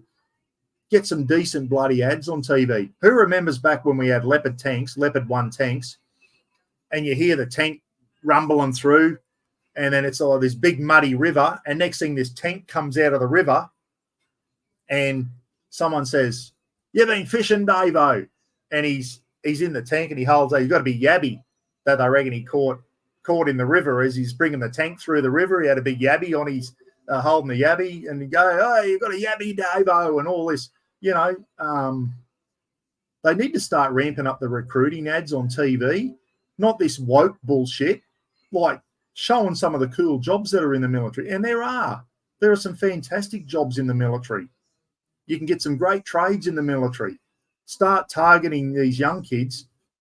I'm going into Kaz talks a lot about this. The young kids at school. Kaz the other night said, not everyone needs to go to year 12 and then go on to university. Don't go on to university if you've got no intention you're using that qualification. All you're doing is chalking up a HEX debt that you've got to pay back to the government, and then you're going to have a qualification that you'll never use. He said, instead of owing the government from day one at university, why don't you start getting paid from day one and go into the military? And go into the military And if you want, you get a qualification, you get a trade, you can get an apprenticeship still. I'm sure there's still apprentice school and all that type of stuff. And Kaz had a great point. Why go to uni and come out with a massive HECS debt and then you go, oh, I don't want to use this skill that I've got. I'll go and get another job or whatever. And you're not going to use that qualification, but you still owe them bloody $20 or $30 or $40,000 in HECS fees for your university thing. It doesn't go away. You've got to pay them back.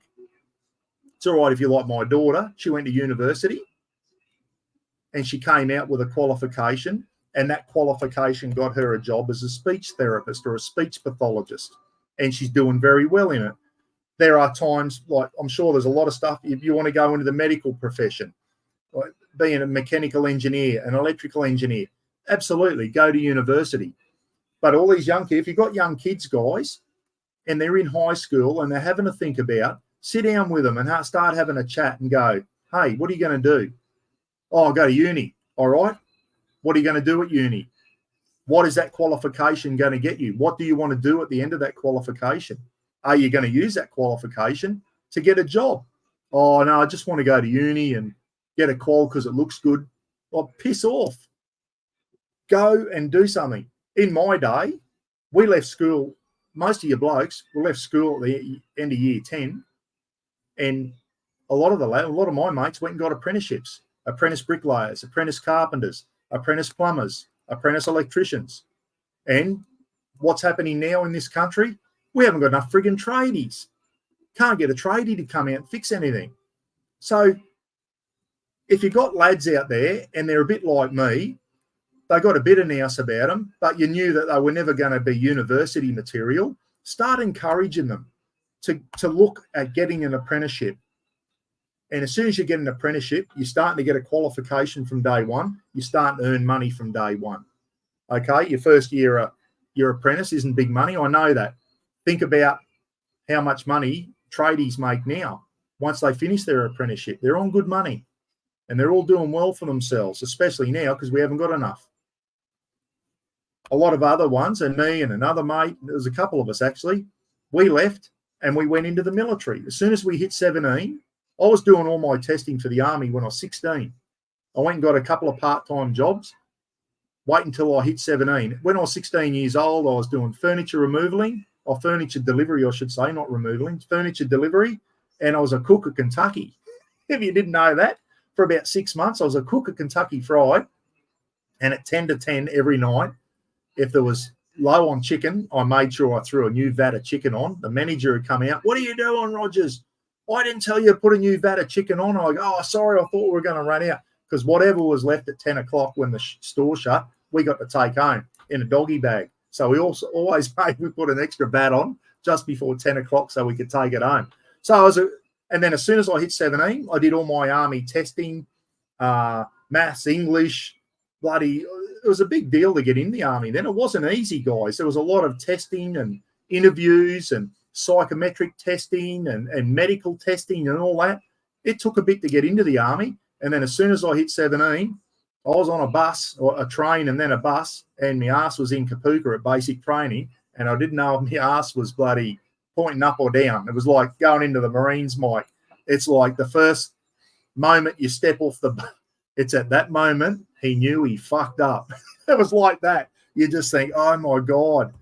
As soon as you step off the bus, you think, what have I done? You go, oh, last night I was at mum and dad's house in a nice comfy bed, and now I'm with all these strange blokes, strange 17 and 18-year-olds getting me bloody face ripped off. But no, it was all good.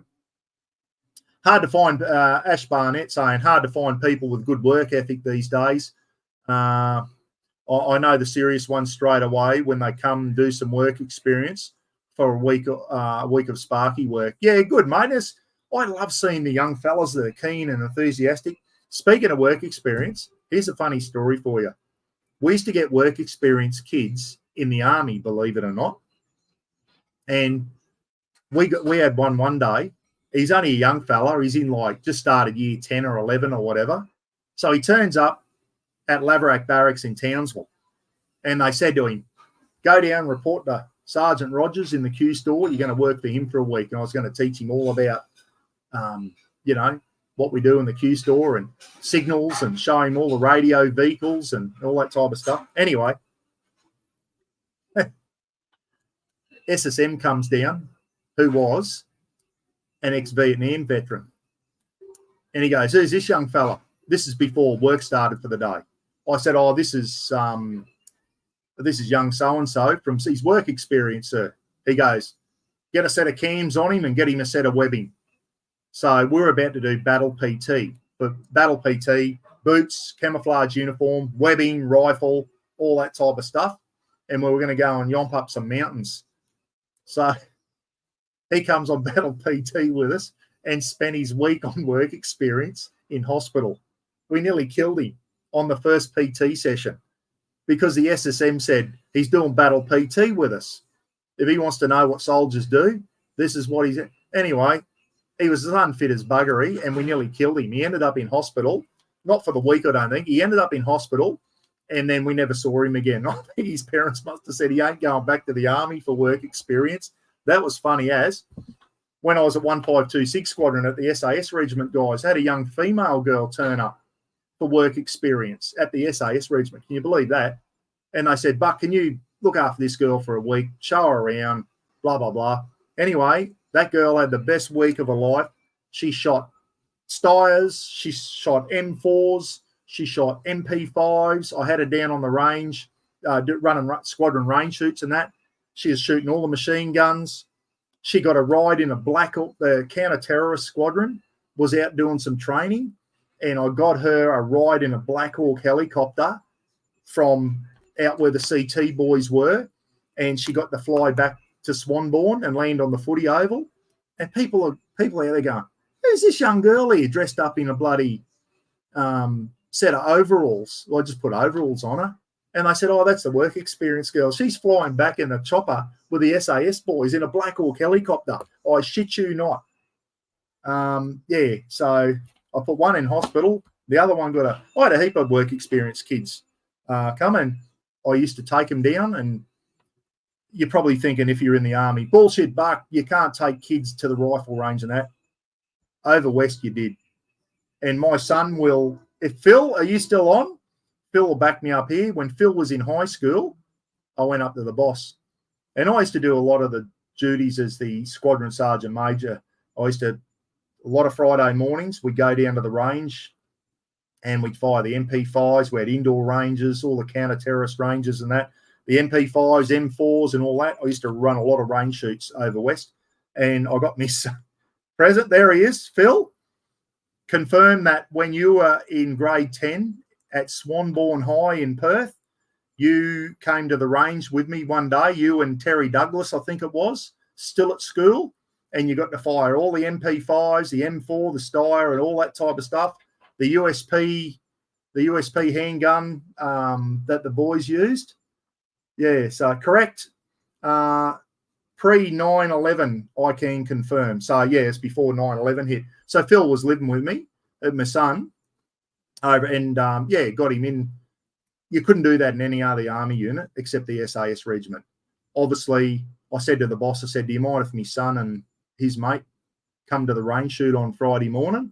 And the boss said, Cole Johnson, Major Johnson. He said, yep, Buck. He said, you know what to do. And obviously, them being high school kids, I had a beret qualified corporal right on their side, making sure they did everything safely and all that. We did some weapons training before we took them down to the range and all that type of stuff. We did that all the time over there. You couldn't get away with that shit in any other army unit. And 4 of the best years of my life over there, it was, they do things different to the rest of the army. That's all I'll say. They do things different to the rest of the army, big time. They're in their own world over there. They really are. I thought I was in signals, Buck. Yeah, I was, mate. Yeah, I was in Signals Corps, mate, from 1982 to 1996. And then we got thrown out of Signals Corps and sent over to Ordnance Corps, which is the badge on my slouch hat there, for the remaining 6 years. So 14 years in SIGs, 6 years in Ordnance, but I remained in Signals units for 19 years, mate. So even though I wore an ordnance badge, I was still in SIGs units because I specialised in signals and all the signals equipment. I was the SQ of 152 Signal Squadron, which was one of the squadrons within the SAS regiment, and I used to look after all the regiment's communications equipment. So because I was specialised in signal stuff, it was a good 4 years, but we got to do a lot of good shit with the SA. As I said, I went to East Timor with one squadron in 1999-2000. So I got to do a lot of good stuff with them. Some of the range shoots we had were unbelievable, firing 50 cals off long-range patrol vehicles and all that type of stuff. So I've done some good stuff with the SAS boys, and they were bloody top blokes. Even though we were black hats, they called us black hats. We weren't SAS qualified. As long as you were good at your job and you supported them and gave them everything they needed to do their job, they bloody appreciated it. And it was a fantastic unit to be part of. Even though I wasn't SAS myself, SAS qualified, I did 4 years there and was a fantastic unit and made some good mates over there too. And all the Beret qualified boys, I played rugby for the SAS regiment against the Pommy SAS regiment. Steve W., if you're watching, 2-2 SAS at Hereford. We went over in 1999 and played the British SAS in rugby and the Royal Marines and SBS down in Poole. And we beat them too, by golly. We beat them both games. We beat the British SAS and we beat the Royal Marines. And when I was at Hereford, they put us up in the officers' mess in Hereford, where the British SAS regiment is, guys. And I got to see the grave sites of the 3 guys that were killed from the Bravo 20 patrol. Vince and I forget their names now. The one that Andy McNabb was part of. Andy didn't die. He was the patrol commander. He got captured and whatever. One of the guys, the one that got away, he escaped, and 3 of them were dead killed on that patrol over in Iraq. Bravo 20. There's an actual movie on it, and I've seen the grave at Hereford Cemetery. I've seen the gravestones of those 3 guys that were killed on that. It was pretty, really. I sat there looking, thinking, I've read the book about these 3 blokes, and it was just almost not real. It was incredible. It really was. Phil McCavity saying Andy McNabb wrote some great books. Yeah, he did. Chris Ryan wrote a great book too, the one that got away. He was the one who escaped and got back over the border into Jordan or whatever, and he actually escaped the thing. Phil McCavity, we're being deployed soon to the UK to train Ukrainians all over 40 years old, unfortunately. Oh, mate. Well, Phil, good luck with that, mate. And they're all over 40 years old, the Ukrainians you're going to be training, which means they're starting to struggle for numbers, mate. A lot of their young fellas are probably already being killed, and now they're up to the 40-year-olds. Dear, oh, dear. Good luck, Phil. Hope you do well, mate. I'm sure there's a lot of Western countries over there. The UK, the Aussies are over there. The Spanish are training them. Good luck, mate. It's good to see. And let's hope that bloody horrible war's over soon. Too many people dying on both sides. On both sides. I don't like seeing young Russian soldiers getting killed either. It's not good. They need to come to the table soon and sort something out. You can't keep going like this. There's going to be nothing left of eastern Ukraine. The place is just demolished, isn't it? Maybe Ukraine need to say, well, you can have it up to here then. Stick it in your ass. It's all destroyed anyway. It's no good to us anymore. Yeah, so no one left. Yeah, no one left under 40. They're fighting hard, but, mate, aren't they? They're fighting for their country, and I take my hat off to the Ukrainians. They're having a crack against the second most powerful military in the world, and they've been holding them at bay for 2 years. Some cracks are starting to form now, yes, but they're having a go, mate. They're defending their country, and they're fighting bloody. They should be proud of themselves, I tell you. They're doing very, very well. And I like to think that young Australians would do the same. If we were ever threatened, I'd like to think that everyone would be lining up for a rifle, lining up for a job in the military, wanting to defend this country. Would it happen? I don't know. I'd like to think it would. I'd like to think it would. Yeah. Trumpy will fix it. Well, he said, if I get in, that war will be over in one day. Let's see. If he gets in, I hope he does. I hope he says something and the war stops and a deal is made. A lot of people are going to say, yeah, but Russia can't have this. Well, they've had a lot of those places since 2014, and it doesn't look like Ukraine's going to push them out. So Ukraine, if they're starting to train up 40-year-olds, they might have to start thinking about coming to the table themselves. It's a shame.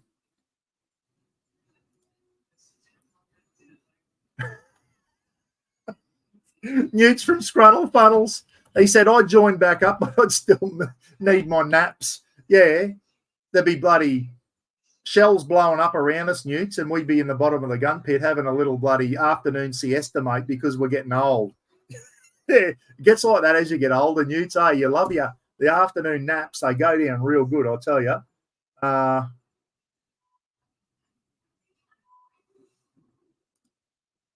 Being up their ass, sorry.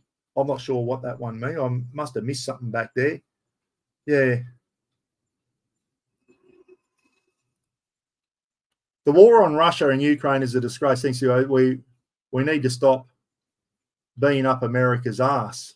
Alison,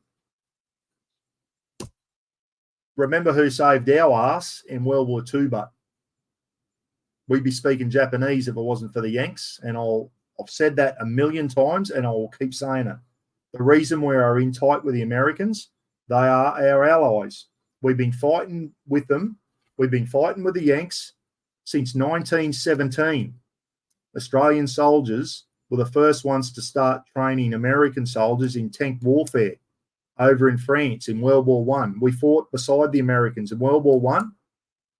World War II, where they saved our ass, basically. We didn't have a military capable of defending this country. The people who did go away and defend it did a magnificent job, but we couldn't have held the Japanese out by ourselves. No way. The Battle of the Coral Sea, and that was a turning point there. It wasn't for the Americans. They would have marched straight in here. They always say, oh, Japan was never going to take over Australia. Bullshit. They took over every other country they came in contact with. They would have taken over Australia too, let me tell you. And if it wasn't for the Yanks, we'd be bloody talking Japanese now. Korea. We fought beside the Americans in Korea. The Battle of Kapiong. Okay, 3rd Battalion Royal Australian Regiment received the US presidential citation for a massive battle there, human wave attacks against them. And they held off with the assistance of the Kiwi artillery and an American tank company. Okay. Vietnam again, whether you like Vietnam, you know, hindsight's bloody wonderful, isn't it? We fought with the Americans in Vietnam. Where else are we? Iraq, Afghanistan. I get it. I get people saying we start following the Americans and we end up in places that we shouldn't go. Maybe Afghanistan was one of them. But when you saw those planes fly into the towers on September 11, 2001, there were 10 Australians in those towers. 10 Australians were killed when those planes flew into the towers. So it was an attack on us as well. Did we have to hang around there for 20 years? Probably not. But as I said, hindsight's a thing. They're our allies. A lot of our equipment is American. I've been on exercise with American soldiers. They're good people. They're bloody good people. And if we ever get threatened, I'm still confident the Yanks will be down here to look after us again. They've done it once and they'll do it again. They've got a military interest in this country as well. They've got soldiers, Marines based in the Northern Territory. So we need to be in with them and we need to remember what they did for us in World War II. That's the way I look at it. I know a lot of people don't agree with that. Us older guys got a good memory. And as I said, World War II, yeah. No, 9/11 was an inside job. There's another conspiracy theory. Alison, I don't believe that one either. I don't believe it. People are saying planes didn't actually go into the thing. Phil was on. we're in Perth at the time. Phil, my son, who's on here at the moment, he came in and said, "Go, Dad, come and check this out." Anyway, I sat down. Phil was out in the lounge room watching TV, and the first plane had already hit the towers. And I said to him, I said, "What's this, a movie, mate, is it? What's this movie?" He goes, "No." He said, "This is fair income. This is happening now." I went, "What? One of the buildings is on fire?" He goes, "Yeah." He said, "Apparently a plane flew into it." So we sat there watching, and next thing you see another plane turn up. It was the second one, and went whooshka into that second tower. And then me and Phil looked at each other and went, "Holy shit." Like, you knew things were bad. Things were going down. I actually watched live on TV. Maybe it was fake. I don't know. I saw the second plane hit live. I was watching the live footage from whatever the channel was. The very next morning, when we got into work, all the bosses were up to regimental headquarters and plans were in place for the boys to go somewhere. And they went somewhere very, very quickly over to Afghanistan. And I was supposed to be going, but my posting order had come through to Papua New Guinea, and the boss come down and said, "Buck, we can't take you over with us. Your posting order's through." So I had to send my sergeant and my corporal over, and once again, I stayed behind and friggin' waited till the end of the year up, and then went up to New Guinea to start a new posting up there. No, I don't believe that, Alison. No, you'll never convince me that was an inside job. I call bullshit on that. I think they got caught with their pants down. No way. I know there's conspiracy theories, and I've seen some of them out there on YouTube. People saying, "Oh, listen, you can hear the bombs go off before the planes hit." And no, I don't buy it, mate. You won't convince me. You won't convince me that was an inside job. No friggin' way. No. I've done endless and it's definitely on inside job. No. No. Bullshit. Lizard ears. I was working. What's Lizard got to say? I was working at Channel 9 Sydney control room on a mid-dawn shift, bringing in feeds from the USA on the night. Wow. Yeah, I think, does everyone remember where they were on September 11?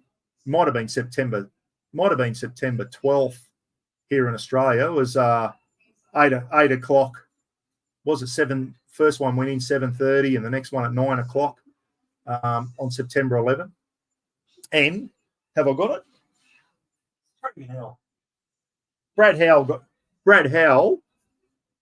Howell's got a hat for me from over there, and it's got NYPD hat that you've seen me wearing. And it's got a little number 23 on there. 23 NYPD officers were killed when the towers come down on that day. And Brad got one because Brad's a firefighter. He got one with FD New York, FDNY, Fire Department New York. And he's got 343. The only reason I remember that number is that's the ECN for a rifleman in the Australian Army. 343 firefighters killed when they come down. 3,000 all up. 10 Aussies in those buildings. That's why we got involved. If anyone forgets, there were 10 friggin' Aussies in those buildings when the terrorists attacked. There you go. And speaking of terrorists, the Link Cafe thing, when that bloke put the ISIS flag up in the window of the Link Cafe and took those people hostages, as soon as that flag went up, he should have been taken out by a sniper. People are going, "Oh, no, that's an old bank. The windows were too thick." Bullshit. I've been in there and I tapped on the windows. I was thin as buggery. Sniper could have hit him easy. And that's what they should have done. So, and the Bali bombings, exactly. The Bali bombings. How bad were they? We tend to forget about the Bali bombings. 88 Australians killed there by Indonesian Muslim terrorists. 88, I think it was about 200 roughly, a lot of British. They hit the Sari Club, which was a big, well-known hangout for Western people to go party and all that. They hit the Sari Club, which I've been in before it got bombed. I've been in the Sari Club when I was on a rugby 10s match. I think the year before that happened, I was on a rugby 10s trip up to Bali with Associates Rugby Union Football Club when I was living in Perth. And yeah, 88 Aussies killed in there as well. So we've lost Australians as a result of terrorism. Don't worry about that. Thanks for reminding me about that, Newts. We tend to forget about Bali. That bombing was absolutely horrific. Absolutely horrific. Not good at all. Gidgey was drunk in Bangkok and thought it was a movie until I realised it was on every channel. Sobered up very quick. Yeah, I'm sure everyone remembers where they were when the planes flew into the tower.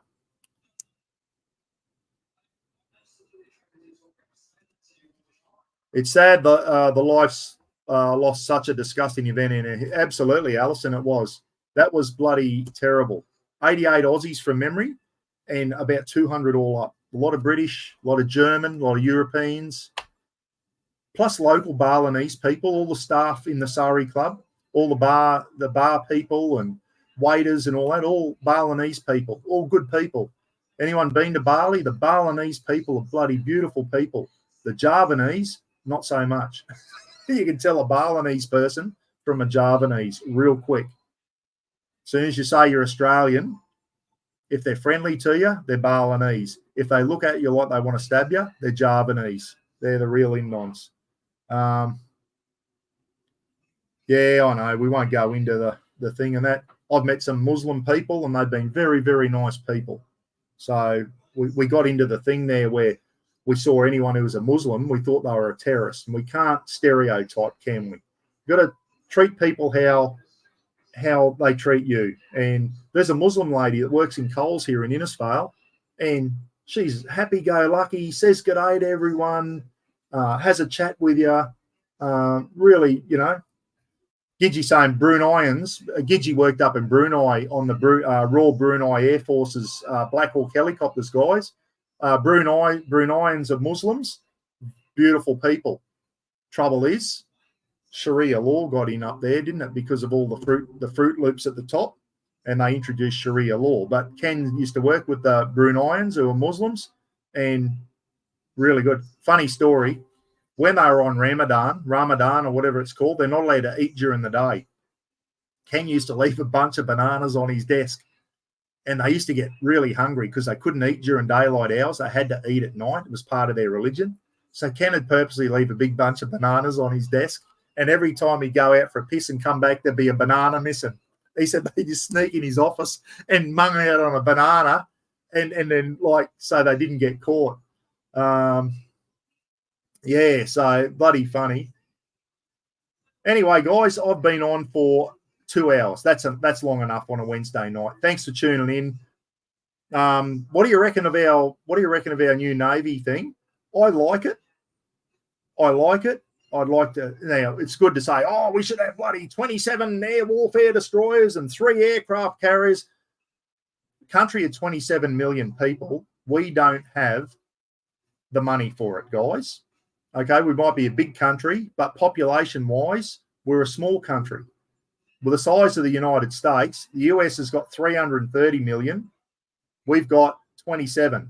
That's why we can't have a massive military, and we never will have. You can only do so much with the money you've got.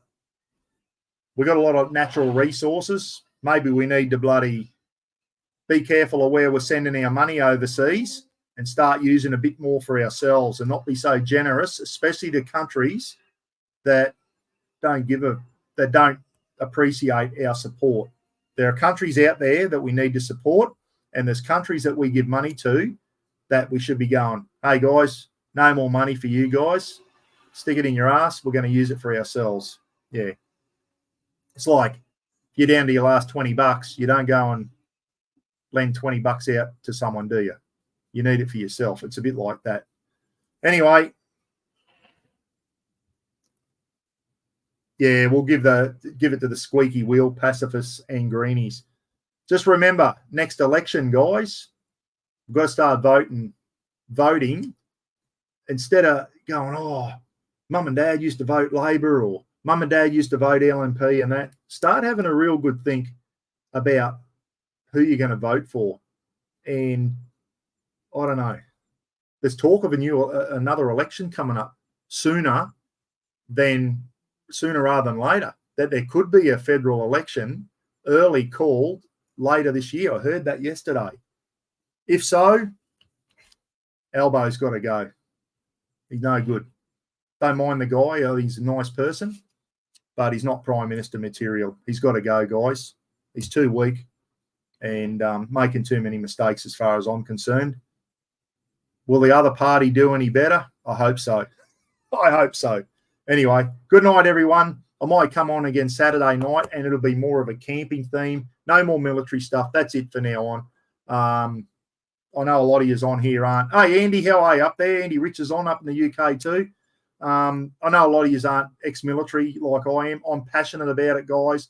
I still love keeping an eye on the Australian Defence Force. It's my country. I think we all need to keep a closer eye on our Defence Force and what we're doing and how the government's spending our money. And it's important that we don't waste our money. We spend a lot of money on military, but we waste a lot as well. There's going to be another couple of government, before these ships come in and submarines, going to be another couple of government turnovers. So who knows? They could change it all again. Who knows? Until we see ships in the water, I don't know. But those 11 frigates, they should be starting to arrive right now because our Anzacs are on the... They're a bit like me, guys. Their bloody use-by date is up and they're good for nothing. We need to start replacing them now. But we've left our run 10 years too late. Everything needed to be bought forward 10. So anyway, we can blame our politicians and our defence experts on that. They've let us down. Yes, Andy, I was only saying to Roz this morning or yesterday morning, Andy Rich, because Roz bought some brioche buns or whatever. I said, I still got to do the porcupine meatballs and the bloody bread and butter pudding for Andy Rich's. I only mentioned your name. I think it was today, mate. So it's coming. That's going to be one of me cook-ups coming up in the near future. Good night, everyone. Enjoy the rest of your week. Might see you Saturday night, eh? Be good to each other. Thanks for tuning in. Hope you enjoyed the Jibber Jabber tonight. I'll go through tomorrow and I'll check out all your comments because when I'm on the looking at all the pictures, I can't see your comments. I can see them now. So I'll go back through, have a read. If you think I'm full of shit, let me know. If you liked it, give me a thumbs up. Don't forget to subscribe if you're not subscribed. I'm not a military channel. I'm a camping channel. You wouldn't think so. I'm going back on the camping and bandwagon soon, guys. Got some camping stuff coming up. I can't wait for it to cool down so I can actually get out camping. Camper trailer is ready to go. I've been tinkering with it in the back shed. All I've got to do is throw shit in the fridge and coffee and sugar, and I'm ready to go. She's deployable. All right. That's how our ADF should be, deployable at all times, ready to go, a bit like your camping gear. See you later. Good night, everyone. See you again soon. See you Saturday night. Might have a special guest on.